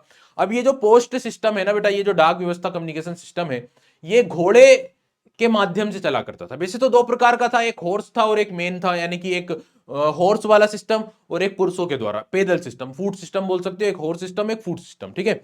अब इस सिस्टम में क्या होता था कि जैसे मान लो कि एक पॉइंट ये है, एक पॉइंट ये है, एक पॉइंट ये है, एक पॉइंट ये है, तो इस तरह से अलग अलग चौकियां, मान लो अलग अलग गांव, कुछ कुछ गांवों के बाहर एक चौकी, एक सेंटर बना दिया जाता था। अब यहां पर एक एक ऑफिसर रहेगा अपने हॉर्स के साथ, एक अधिकारी, और हॉर्स के साथ जो अधिकारी है वो जितनी भी इंफॉर्मेशन है, जितनी भी चीजें हैं, उसको अपने साथ में कलेक्ट करेगा, और फिर यहां से वो ट्रेवल करके इस पॉइंट पर पहुंचेगा।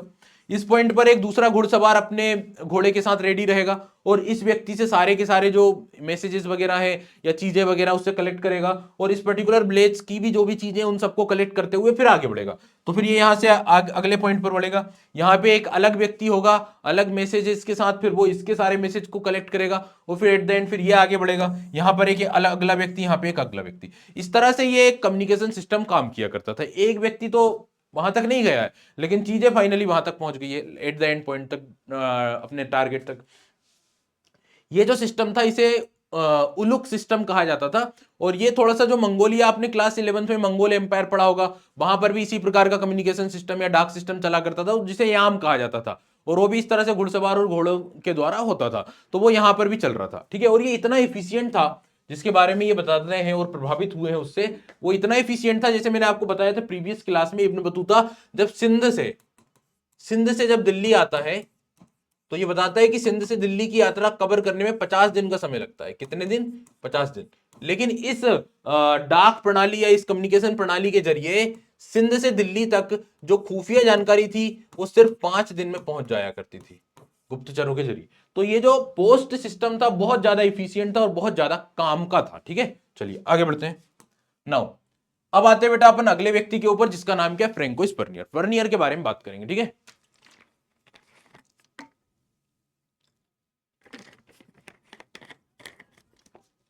अभी तक हमने इब्न बतूता के बारे में बात कर ली, बर्नियर अल बरूनी के बारे में बात कर ली। बर्नियर का इंट्रोडक्शन अपन ने देख लिया था, ये फ्रांस का व्यक्ति था, किस तरह से ये सोचता था वो चीज भी अपन ने देख ली थी। हालांकि अब अपन थोड़ा सा बर्नियर के बारे में और डिटेल में देखेंगे। जिससे जितना डिटेल में अपन ने अल बरूनी और इब्न बतूता की बात करी, उतना ही थोड़ा सा डिटेल में जाएंगे किसके बारे में? अपने बर्नियर के बारे में। लेकिन डिटेल में जाने का मतलब ये हुआ कि इनका लिखने का जो तरीका है, इनका सोसाइटी को, इंडियन सोसाइटी को देखने का जो नजरिया है उस चीज को हमें डिटेल में समझना। ठीक है इसलिए आप टॉपिक का टाइटल ही देख रहे हो, Bernier and the degenerate east, यानी बर्नियर और अविकसित या अपविकसित पूर्व। यानी ये पूर्व को क्या कर रहा है, क्या दिखा रहा है? अपविकसित दिखा रहा है। ठीक है, डीजनरेट दिखाने की कोशिश कर रहा है, जो मैं आपको ऑलरेडी पहले ही बता चुका हूं। ठीक है, अब देखिए फ्रैंकोइस बर्नियर, इससे पहले हमने इब्न बतूता का तरीका देखा। इब्न बतूता सब कॉन्टिनेंट में जो कुछ भी देखता है और उसमें भी जो अनफेमिलियर चीजों को देखता है उसके प्रति बड़ा ही इंटरेस्ट दिखाता है। जबकि इस व्यक्ति का जो इंटेलेक्चुअलिटी है वो अलग टाइप की है, ये अलग तरीके से चीजों को देखता है। और जब भी ये भारत में किसी भी चीज को देखेगा तो दो काम करेगा, एक तो कंपेयर करेगा और दूसरा काम क्या करेगा? डिफरेंस फाइंड करेगा।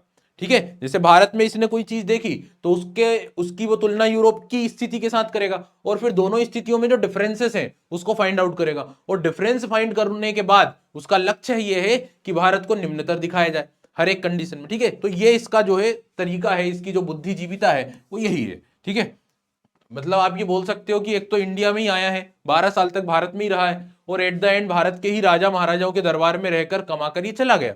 लेकिन 12 साल में जब ये भारत में रहा, जो कुछ भी लिखा उसमें उसने जो कुछ भी लिखा वो भारत को एक प्रकार से निम्नतर दिखाया है। ठीक है, चलिए आगे बढ़ते हैं। नाउ नेक्स्ट पॉइंट है,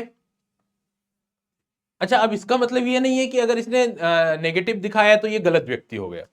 भाई इसने जो सोसाइटी की कंडीशंस को देखा उसको उसके हिसाब से उसने लिखा है।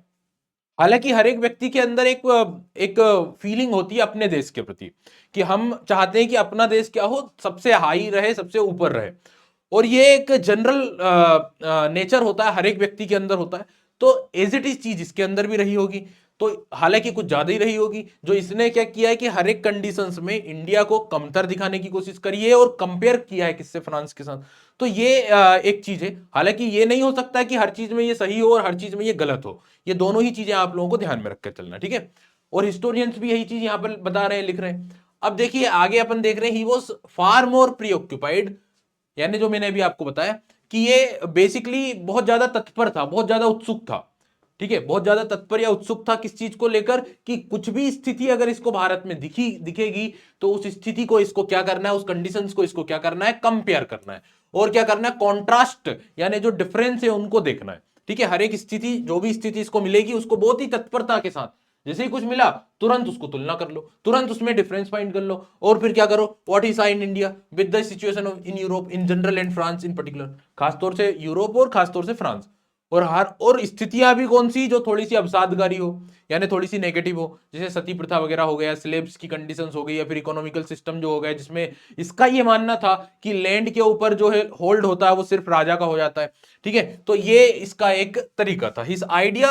अब जो मैंने आपको स्टार्टिंग में बताया, जब मैं बर्नियर वाला जो तीसरा जो टॉपिक पढ़ा रहा था तब मैंने बताया था, इसका मेन टारगेट ही ये था, इसका मुख्य उद्देश्य ही ये था कि ये चाहता था कि जो पॉलिसी मेकर्स हैं, जो नीति निर्माण करने वाले जो लोग हैं, वो इनके आइडियाज से इन्फ्लुएंस हो, इनकी बातों से प्रभावित हो और उन प्रैक्टिसेस को शामिल करें पॉलिसीज में जो इसको लगता है कि सही है। इसीलिए तो इन्होंने अपने अकाउंट्स किसको भेजे? मेजर अकाउंट्स राजा को, वहां के लुई 14 को भेजे। और जो भी ये रिकॉर्ड्स या फिर लेटर्स वगैरह लिखा करता था वो उसने वहां के मिनिस्टर्स को सेंड कर दिए। तो इसका मतलब ये है कि ऐसा प्रतीत होता है, हिज आइडिया सीम्स, इस तरह से लगता है, to have been influence policy maker and the intelligentsia, यानी ये चाहता था उसका विचार नीति निर्माताओं और बुद्धिजीवी वर्ग को प्रभावित करने का, ठीक है, यानी अलग, इसका टारगेट ही अलग है, समझ गए, सबसे हाई पर पहुंचने का टारगेट। आगे बढ़ते हैं कि पॉलिसीज वाले लोग जो हैं वो इसके विचारों से प्रभावित हो। अब जैसे मैंने आपको बताया, अब इसने जो ग्रंथ लिखा है, इसकी जो बुक लिखी है भारत में ट्रेवल अकाउंट जो लिखा है उसका नाम है travels in the Mughal empire. Travels in the Mughal empire जो टेक्स्ट इसके द्वारा लिखा गया, इसके बारे में माना जाता है कि ये टेक्स्ट बहुत ही डिटेल्ड स्टडी की गई है मुगल एम्पायर के बारे में। तो ये जो टेक्स्ट है बहुत ज्यादा फेमस है, प्रसिद्ध है, डिटेल्ड मैनर में स्टडी के लिए और आलोचनात्मक अध्ययन के लिए, यानी बहुत ज्यादा उसमें क्रिटिसाइज किया गया है, क्रिटिकल टेक्स्ट है ये, आलोचनात्मक एनालाइज की गई है स्थितियों को भारत और यूरोप के साथ या फ्रांस के साथ, ठीक है। तो अगर हम इस टेक्स्ट की बात करते हैं, travels in the Mughal empire की बात करते हैं, तो travels in the Mughal empire में क्या किया गया है, मुगल एम्पायर को कंपेयर किया गया है किसके साथ में, कंटेम्प्रेरी यूरोप के साथ, ठीक है। ये एक प्रकार से मुगल एम्पायर को एक ग्लोबल हिस्ट्री के अंदर फिट करने की कोशिश की गई है, यानी जो मुगल वर्ल्ड है, जो मुगल एम्पायर है, ये वैश्विक इतिहास का एक पार्ट है या उसका एक हिस्सा है, इस तरह से इन्होंने बताने की कोशिश की है। और आप लोग देख रहे हैं कि ये कंपेयर कर रहे हैं मुगल एम्पायर को, मुगल इंडिया को कंटेम्प्रेरी यूरोप के साथ। जैसे मैंने बोला दो काम है, एक कंपेयर करना और दूसरा डिफरेंस फाइंड करना। तो पहले तो कंपेयर कर रहे हैं और कंपेयर करते हुए क्या बता रहे हैं, एकदम binary orientation, sorry binary opposition, यानी यूरोप के एकदम बाइनरी अपोजिट है मुगल एम्पायर, या मुगल एम्पायर के एकदम बाइनरी अपोजिट है यूरोप। तो पहले तो तुलना कर ली अच्छे से, पहले तो क्या कर लिया, कंपेयर कर लिया कि यूरोप और मुगल भारत दोनों एक दूसरे के अपोजिट है, एक दूसरे के इक्वल है। अब पहले कंपेयर कर लिया, अब क्या करेगा, कॉन्ट्रास्ट यानी कि डिफरेंस। तो डिफरेंस में देखो, यहां तो होगी तुलना, तुलना कर ली एकदम बढ़िया चौड़े से, इंडिया एकदम यूरोप के बराबर, तो बढ़िया अपन पहुंच गए। अब आते हैं अपन किस बात पर कि क्या भाई डिफरेंशिएशन भी करेगा। अब डिफरेंशिएशन दिखाना शुरू कर दिए, एक हिरारिकली ऑर्डर में बता दिया डिफरेंसेस, ठीक है। अब ये जो हिरारकी इन्होंने कालक्रम जो बनाया, अनुक्रम जो बनाया डिफरेंस का, उस अनुक्रम में हर एक चीज जो इन्होंने रखी उसका टारगेट ये था कि इंडिया यूरोप के मुकाबले या वेस्ट के मुकाबले निम्नतर दिखे। पहले तुलना कर लो, उसके बाद उन चीजों को लिख दो, डिफरेंस बता दो, जिससे कि ये लगे कि हाँ भाई ये थोड़ा सा नीचे है। तो ये इनका तरीका था, order the pre perceived differences in हिरार्कली, एक क्रम में बता दिया, और so that India appeared to be inferior to the western world, ताकि पश्चिमी दुनिया के सामने इंडिया जो है वो इंफीरियर प्रतीत हो। बात समझ में आ गई आप लोगों को। ये इनकी जो बुक है इसमें इस तरह से चीजों को लिखा गया है। आगे बढ़ते हैं, now come on to the another point.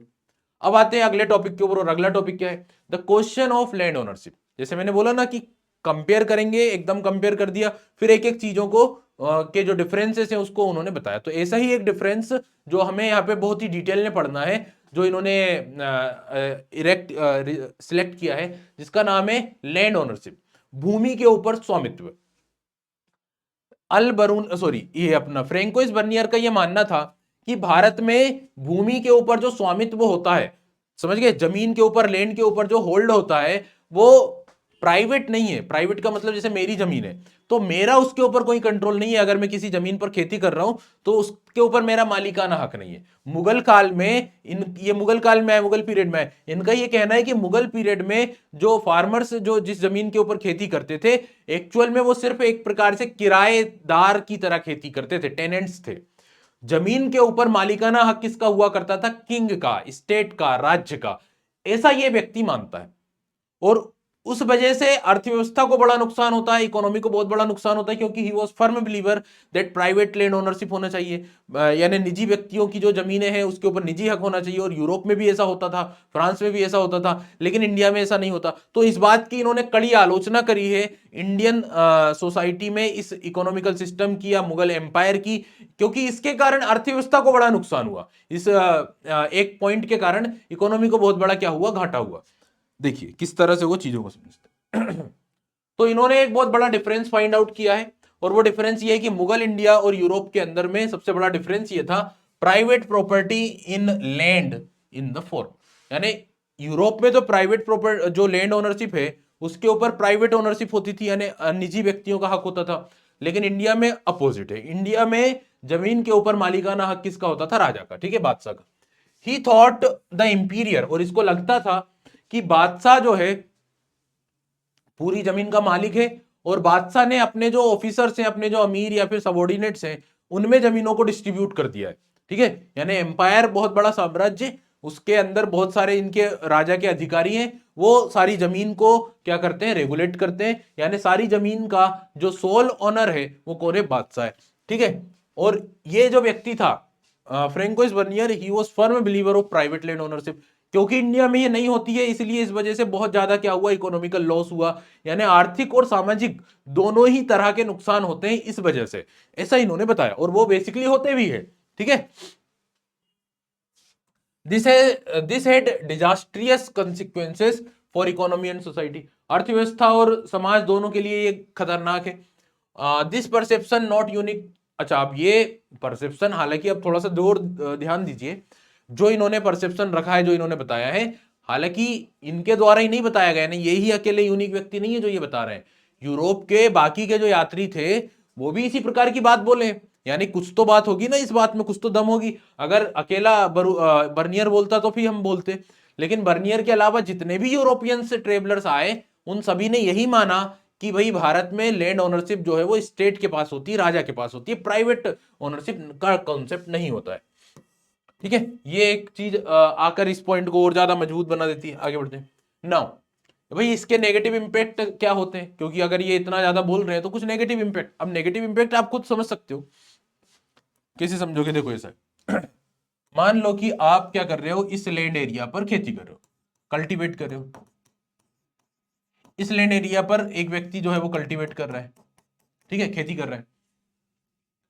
इसको अगर ये पता है कि ये मेरी जमीन है, ठीक है, इसको ये पता है कि इस पर मेरा मालिकाना हक है, मेरी ये मिल्कियत है, ये इस पे खेती कर रहा है, लेकिन ये इस पे खेती तो कर रहा है, लेकिन इसको पता चल रहा है थोड़े समय के बाद कि नहीं भाई इसकी नहीं है, ये तो एम्पायर का हिस्सा है, और ये किंग या राजा या स्टेट की जमीन है, और कभी भी राजा आपसे छीन लेगा, आपका इस पे मालिकाना हक नहीं है, आपकी पैतृक संपत्ति नहीं है ये। इसको अगर ये पता चल जाए तो क्या होगा बेटा? इसकी वजह से कि ये व्यक्ति जिसको पता है कि ये जमीन उसकी नहीं है, कभी भी राजा उससे छीन लेगा, यानी इसके बाद पैतृक संपत्ति नहीं है, इसका जो सन होगा, इसका जो बेटा होगा, उसको ये जमीन नहीं मिलने वाली है, ठीक है, इसके बेटे को इसकी जमीन, इसकी पैतृक संपत्ति नहीं मिलने वाली है। तो अब क्या होगा कि ये जो फार्मर है वो अपने इस खेत के, अपनी इस जमीन के डेवलपमेंट के बारे में बहुत अच्छे से काम नहीं करेगा, उसके फ्यूचर के लिए, उसके फ्यूचर प्रोडक्शन की ग्रोथ के लिए रखरखाव को सुधार करने का बहुत ज्यादा काम नहीं करेगा, फ्यूचर प्लानिंग नहीं करेगा, क्योंकि पता है भाई मेरा तो है नहीं, मैं तो खाली काम कर रहा हूं, तो जितना आ रहा उतना ठीक है, आगे की करने की जरूरत ही नहीं है, क्योंकि वो जमीन अपनी है ही नहीं। तो ये जो विचार था, ये जो चीज थी, ये इकोनॉमी के लिए बहुत ज्यादा नुकसानदायक थी, और इस वजह से क्या होगा क्योंकि अब ये काम नहीं करेगा, जमीन के रिफॉर्म के बारे में नहीं सोचेगा, प्रोडक्शन की ग्रोथ के बारे में नहीं सोचेगा, इस वजह से एक ऐसा वर्ग, एक ऐसी कैटेगरी नहीं बन पाएगी जो एग्रीकल्चर प्रोडक्शन के बारे में सोचती है, जो जमीन के रखरखाव में सुधार के बारे में सोचती है, जो एग्रीकल्चर प्रोडक्शन की ग्रोथ के लिए अलग अलग प्रकार के कंसर्न लेती है। ऐसी कैटेगरी का ग्रोथ नहीं हो पाएगा, इमरजेंस नहीं हो पाएगा इंडिया में, जिसे हम जमींदार वर्ग बोलते हैं, जो यूरोप वाली सोसाइटी में जो जमींदारों का रोल रहा था, तो ये प्रिवेंट हो गया, ये रुक गया, इसकी रोकथाम हो गई। किस वजह से? इस चीज की वजह से। तो ये बेटा क्या है? एक नेगेटिव पॉइंट है, और इसी कारण लगातार क्या होता रहा? कृषि जो है उसका नुकसान होता गया, लगातार एग्रीकल्चर डिक्लाइन की ओर बढ़ता गया, किसानों का बहुत ज्यादा शोषण हुआ, और सिर्फ राजा महाराजाओं को छोड़ दिया जाए, राजा और उनके अधिकारियों को छोड़ दिया जाए, तो किसानों का जो जीवन था वो बहुत ज्यादा कष्टकारी बन गया, उनका जो डेली लाइफ था वो बहुत ज्यादा क्या हो गया? बहुत ज्यादा नुकसान में, बहुत ज्यादा कष्टकर बन गया, ठीक है, लिविंग स्टैंडर्ड बहुत ज्यादा गिर गया। तो ये बेटा नेगेटिव पॉइंट थे, ठीक है। एक बार देख लेते हैं। Land holders could not pass on their land to their children, वो अपने बच्चों को पास नहीं कर सकते, नहीं कर पाएंगे तो क्या करेंगे? इसका बहुत ही ज्यादा नेगेटिव इंपैक्ट पड़ेगा, एवर्स सिचुएशन होगी। एनी लॉन्ग टर्म इन्वेस्टमेंट नहीं करेंगे अब किसान, सस्टेंस एक्सपांशन ऑफ प्रोडक्शन, इसी वजह से क्या होगा कि जो एक ऐसा वर्ग है जो जमीन के इंप्रूवमेंट के बारे में सोचता है, उसका उदय नहीं हो पाया, और इसीलिए लगातार कृषि का रियूनिनेशन हुआ, एक्सेसिव ऑपरेशन ऑफ पीजेंट्री, किसानों के साथ उत्पीड़न हुआ, और लगातार डिक्लाइन की वजह से लिविंग स्टैंडर्ड गिर गया, और section of society except ruling aristocracy को छोड़ दिया जाए तो बाकी जो समाज के वर्ग थे वो बड़ी मुश्किल से अपना जीवन चला पा रहे थे। ये नुकसान था, ये नेगेटिव पॉइंट था। Now now we have the negative impact. हाँ, ये हमने पढ़ लिया है। Bernier describe Indian society. अब ये भारत की सोसाइटी को किस तरह से डिस्क्राइब करता है, ठीक है, क्योंकि देखो उस जमाने में एग्रीकल्चर ही मेन ऑक्यूपेशन था, और एग्रीकल्चर का में किस तरह से चीजें चल रही हैं वो मैंने आप लोगों को समझा दी। इसी के ऊपर बेस्ड है सोसाइटी, इसी के ऊपर क्या है, सोसाइटी बेस्ड है।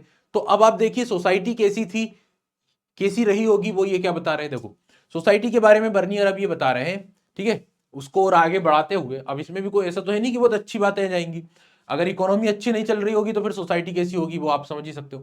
तो सोसाइटी के बारे में ये बता रहे हैं कि भाई भारत का जो समाज था वो गरीबों निर्धनों वाला समाज था, यानी यहाँ पे गरीबों की आबादी बहुत ज्यादा थी, consisting of undifferentiated masses of impoverished people, यानी बहुत ज्यादा समरूपता थी, डिफरेंसेस नहीं थे सोसाइटी में। कोई अमीर है तो वो बहुत अमीर है, कोई गरीब है तो वो गरीब ही गरीब है, या बहुत ही ज्यादा गरीब है, तो कोई बहुत ज्यादा डिफरेंस नहीं थे सोसाइटी में। मिडिल क्लास का अभाव था, मध्यम वर्ग था ही नहीं। तो ये इन्होंने बताया कि भाई सोसाइटी के अंदर बहुत ज्यादा डिफरेंसेस नहीं थे, और बहुत ज्यादा लोग क्या थे, गरीब थे, और ये बहुत ज्यादा जो गरीब लोग हैं उनके ऊपर बहुत ही स्मॉल सेक्शन क्या कर रहा था, सब्जुगेट कर रहा था, जैसे राजा है या फिर राजा के जो सबॉर्डिनेट है, बहुत कम लोग हैं, और इस गरीब जनता को वो क्या कर रहे हैं, सब्जुगेट कर रहे हैं।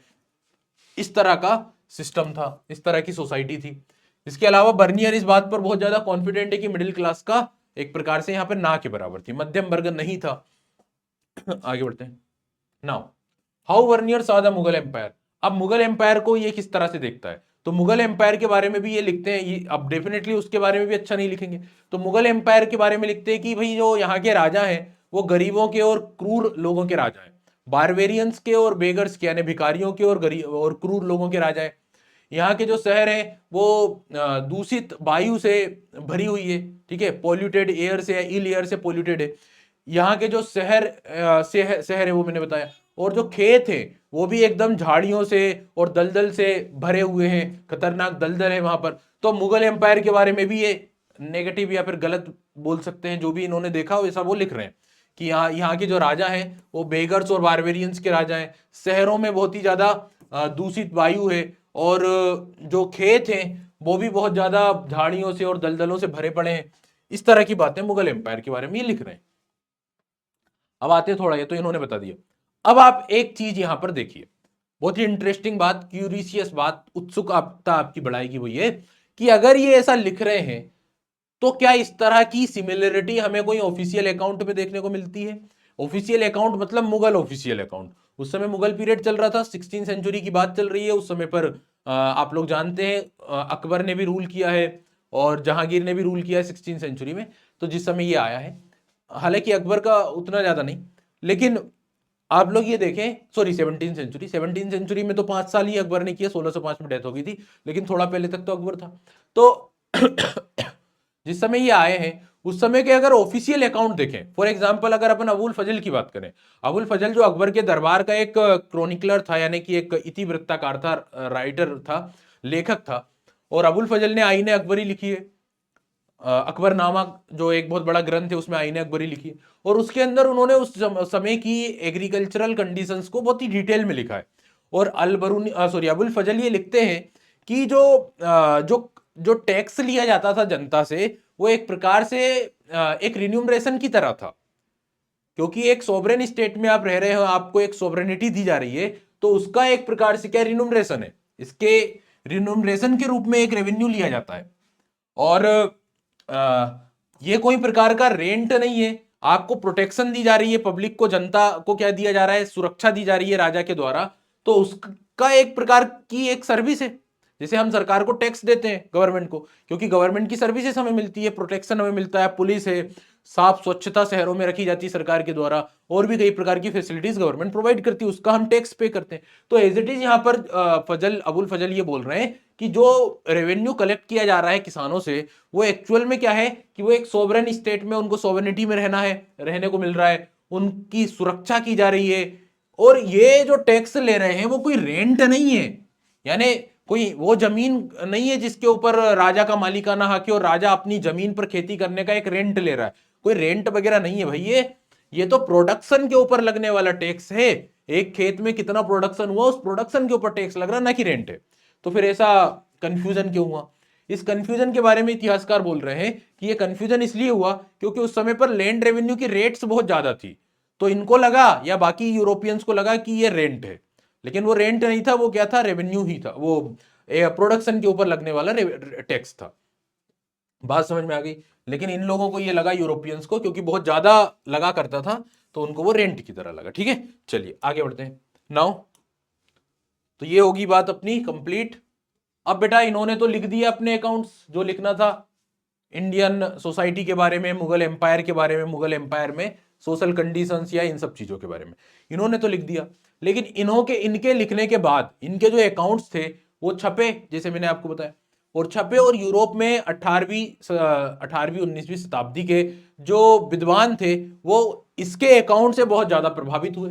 जैसे कि यहाँ पे दो लोगों के नाम देख रहे हैं आप लोग, जिसमें एक नाम आ रहा है मोंटेस्क्यू का, फ्रांस के फिलोसोफर है, और एक नाम आ रहा है कार्ल मार्क्स का। तो ये Karl Marx I think Germany के फिलोसोफर इकोनॉमिस्ट है। तो ये लोग बड़े प्रभावित हुए इनके अकाउंट से, और फिर इन्होंने अपने और से अपनी तरफ से सिद्धांत बना लिए इंडिया या एशिया के राजाओं के बारे में। तो जैसे कि अगर हम मोंटेस्क्यू की बात करें, मोंटेस्क्यू ने क्या थ्योरी फिर प्रपोज करी इनके टेक्स्ट को पढ़ने के बाद, जब वो बहुत ज्यादा इन्फ्लुएंस हुए, तो मोंटेस्क्यू ने जो थ्योरी दी, फ्रांस के ये फिलोसोफर है, जिसे हम ओरिएंटल डिपोटिज्म के नाम से जानते हैं, यानी प्राच्य निरंकुशवाद। और इस थ्योरी के अनुसार इन्होंने बताया कि एशिया के जो राजा होते थे वो अपनी प्रजा के ऊपर एब्सोल्यूट कंट्रोल रखा करते थे, यानी एकदम निरंकुश शासन कर रहे हैं, बहुत ही ज्यादा कंट्रोल है राजाओं का प्रजा के ऊपर, और इसीलिए वो उनकी जमीन के ऊपर उनकी जो ओनरशिप है, लैंड ओनरशिप भी राजा रखा करते थे। और इसका बहुत ज्यादा नेगेटिव इंपैक्ट पड़ा इकोनॉमी के ऊपर, अर्थव्यवस्था के ऊपर, और राजा के अधिकारियों को छोड़ दिया जाए तो आम जनता को गुजर बसर करने के लिए भी बड़ी प्रॉब्लम होती थी, तकलीफें होती थी। तो ये इन्होंने अपनी थ्योरी बता दी उसके अकाउंट को पढ़कर। किसके अकाउंट को? बर्नियर के। इसके अलावा एक दूसरे व्यक्ति कार्ल मार्क्स भी अपनी एक थ्योरी देते हैं, जिसको हम एशियाटिक मोड ऑफ प्रोडक्शन कहा जाता है। क्या बोला था? Asiatic mode of production. ये 19th सेंचुरी के जर्मनी के व्यक्ति थे, जर्मन फिलोसोफर कार्ल मार्क्स। इन्होंने एशियाटिक मोड ऑफ प्रोडक्शन का थ्योरी दिया। इनका ये कहना है कि भारत में जो उपनिवेशिक शासन आया, कॉलोनियल रूल जो आया, ब्रिटिशर्स का जो रूल हुआ, उससे पहले भी जब राजा महाराजाओं का शासन हुआ करता था तो सरप्लस प्रोडक्शन जो था वो तो राजा रख लेते थे। बात समझ में आ रही है? कि ऐसा नहीं है कि कॉलोनियल रूल के समय ही किसानों के ऊपर उत्पीड़न किया गया, उससे पहले की भी जो व्यवस्था थी उसमें राजा लोग क्या करते थे, सरप्लस प्रोडक्शन अपने पास रख लिया करते थे। इसीलिए इंडिया की जो रूरल सोसाइटी थी, ग्रामीण समाज जो था, उसमें वो एक प्रकार से इगेलिटेरियन थे, यानी उनमें इगेलिटेरियन नेचर क्रिएट होने लग गया था, समतावादी समाज वहां पर बनने लग गया था। ठीक है, तो ये ऐसा कुछ तर्क देते हैं कि भारत में उपनिवेशिकवाद से पहले अधिशेष अधिग्रहण राज्य द्वारा होता था, और इससे एक ऐसा समाज का उद्भव हुआ जो बड़ी संख्या में स्वायत्त तथा समतावादी ग्रामीण समुदायों से बना हुआ था। ठीक है, तो इनका अपना एक कॉन्सेप्ट निकल कर आता है। अब इन सबके अलावा अगर हम रियलिटी की बात करें, ग्राउंड लेवल की बात करें, तो उसको अगर आपको समझना है तो चैप्टर नंबर 8 हम पढ़ेंगे। कौन सा चैप्टर पढ़ेंगे? Chapter number 8। और चैप्टर नंबर 8 में हम मुगल पीरियड को पढ़ेंगे, मुगल एम्पायर को पढ़ेंगे, मुगल एम्पायर की सोशल कंडीशंस को पढ़ेंगे। और जब हम उस मुगल एम्पायर की सोशल कंडीशंस को पढ़ेंगे तो आपको पता चलेगा कि ये जो बातें बर्नियर के द्वारा बताई गई वो एकदम रियल नहीं है, क्योंकि 16वीं 17वीं शताब्दी का जो समाज था, जो रूरल सोसाइटी थी, उसमें बहुत ज्यादा डिफरेंसेस थे, और वो इकोनॉमी के बेसिस पर थे। जमींदार हुआ करते थे, जमींदार के अलावा जो एक और वर्ग था जो खेतों में काम किया करते थे। ठीक है, तो जैसे कि बड़े जमींदार जिनके पास बहुत पावर होती थी, बहुत ज्यादा अथॉरिटी होती थी, बिग जमींदार। ठीक है, और बिग जमींदार के अलावा अनटचेबल्स होते थे, लैंडलेस लेबर्स जो जमीनों पर काम करते थे, और इन दोनों के बीच में बड़े किसान होते थे जिनके पास लैंड एरिया ज्यादा होता था। तो ये मिडिल क्लास भी है भाई जमींदार, ये डिफरेंशिएशन है ना, ऐसा तो नहीं है जैसे इन्होंने बताया। तो ये चीजें, तो बेटा हमने कई सारे टॉपिक पढ़ लिए, अब आप अपन आते हैं एमसीक्यूज पर, और एमसीक्यूज आपके सामने आ रहे हैं, आपको आंसर अब खुद से कमेंट करके बताना है, ठीक है? मैं आंसर नहीं बताऊंगा, आंसर आपको बताना होगा। और सभी लोगों के आंसर्स मैं कमेंट में चेक करूंगा। पहला क्वेश्चन है, the French philosopher Montesquieu used whose account to develop the idea of oriental despotism.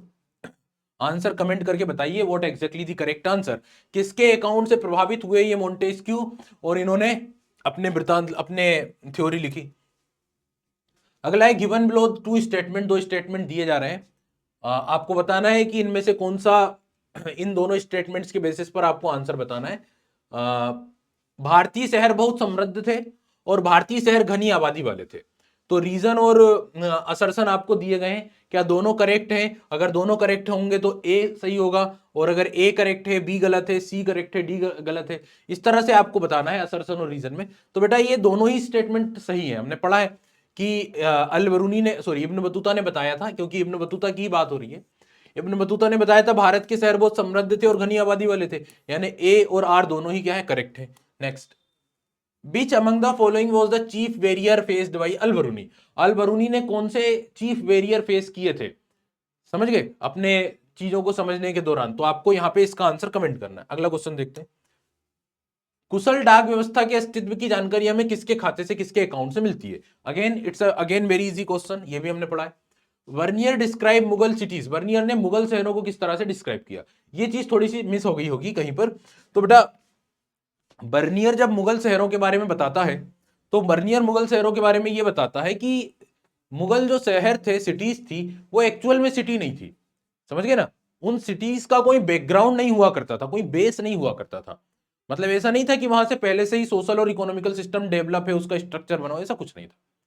Mughal cities जो थी वो कैंप टाउन की तरह थी, यानी जब राजाओं के वहां दरबार लगते थे तो वहां पे पॉपुलेशन बढ़ जाया करती थी, वहां पे मार्केट बन जाया करते थे, चहल पहल और इकोनॉमिकल सिस्टम चलने लग जाता था। अदरवाइज वो एक प्रकार से कोई शहर नहीं थे, वो तो कैंप थे। जब कैंप लगेगा तो वहां शहर बन जाएगा, कैंप जैसे ही जाएगा तो वो शहर भी खत्म हो जाएगा। तो इनके हिसाब से मुगल सिटीज जो थी वो कैंप टाउन्स की तरह थी, अगर कैंप है राजा का तो सब कुछ सही चलेगा। Next, which of the following cities according to Ibn Battuta was largest, कौन सा शहर जो था वो सबसे बड़ा था according to Ibn Battuta? I think this point is also missed, ये पॉइंट भी हमसे मिस हो गया। तो इब्न बतूता ने जब भारत के शहरों के बारे में बताया था, जो अपन पढ़े थे इब्न बतूता के बारे में, उसमें ध्यान रखें इब्न बतूता ने भारत का सबसे जो बड़ा शहर पॉपुलेशन के पॉइंट ऑफ व्यू से और एरिया के पॉइंट ऑफ व्यू से देखा जाए तो वो दिल्ली बताया था, ठीक है? और उसी को एकदम राइवली जिस जो दे रहा था, टक्कर जो दे रहा था, वो दौलताबाद दे रहा था महाराष्ट्र में। तो इसका करेक्ट आंसर क्या होगा? दिल्ली होगा। नेक्स्ट, अगला क्वेश्चन। अब यहाँ पे सारे क्वेश्चन कंप्लीट हो गए। 2 मिनट समरी, हमने क्या क्या पढ़ लिया? फ्रेंकोइस बर्नियर जो कि एक डिफरेंट काइंड ऑफ डॉक्टर है। Making sense of alien world, Al-Biruni ने किस तरह से अपरिचित दुनिया को समझा और उसमें सांस्कृतिक परंपराओं की मदद ली। इब्न बतूता किस तरह से अनफेमिलियर दुनिया के प्रति उत्सुकता दिखाता है, और बर्नियर किस तरह से पूर्व के यानी इंडिया या एशिया की कंडीशंस के साथ में को डिजनरेट करने की कोशिश करता है, अल्प विकसित स्थिति के रूप में प्रस्तुत करता है यूरोप के साथ या फ्रांस के साथ। तो यहां पर हमारे सारे टॉपिक, सारे कॉन्सेप्ट कंप्लीट होते हैं, और ये जो चैप्टर है ये भी ऑलमोस्ट कंप्लीट हो गया है। अगला जो क्लास, अगला जो सेशन होगा उसमें हम चैप्टर नंबर 6 से स्टार्ट करेंगे, जिसमें हम भक्ति और सूफी परंपराओं के बारे में या फिर भक्ति और सूफी संतों के बारे में बात करेंगे। तो तब तक के लिए बने रहें। Thank you so much.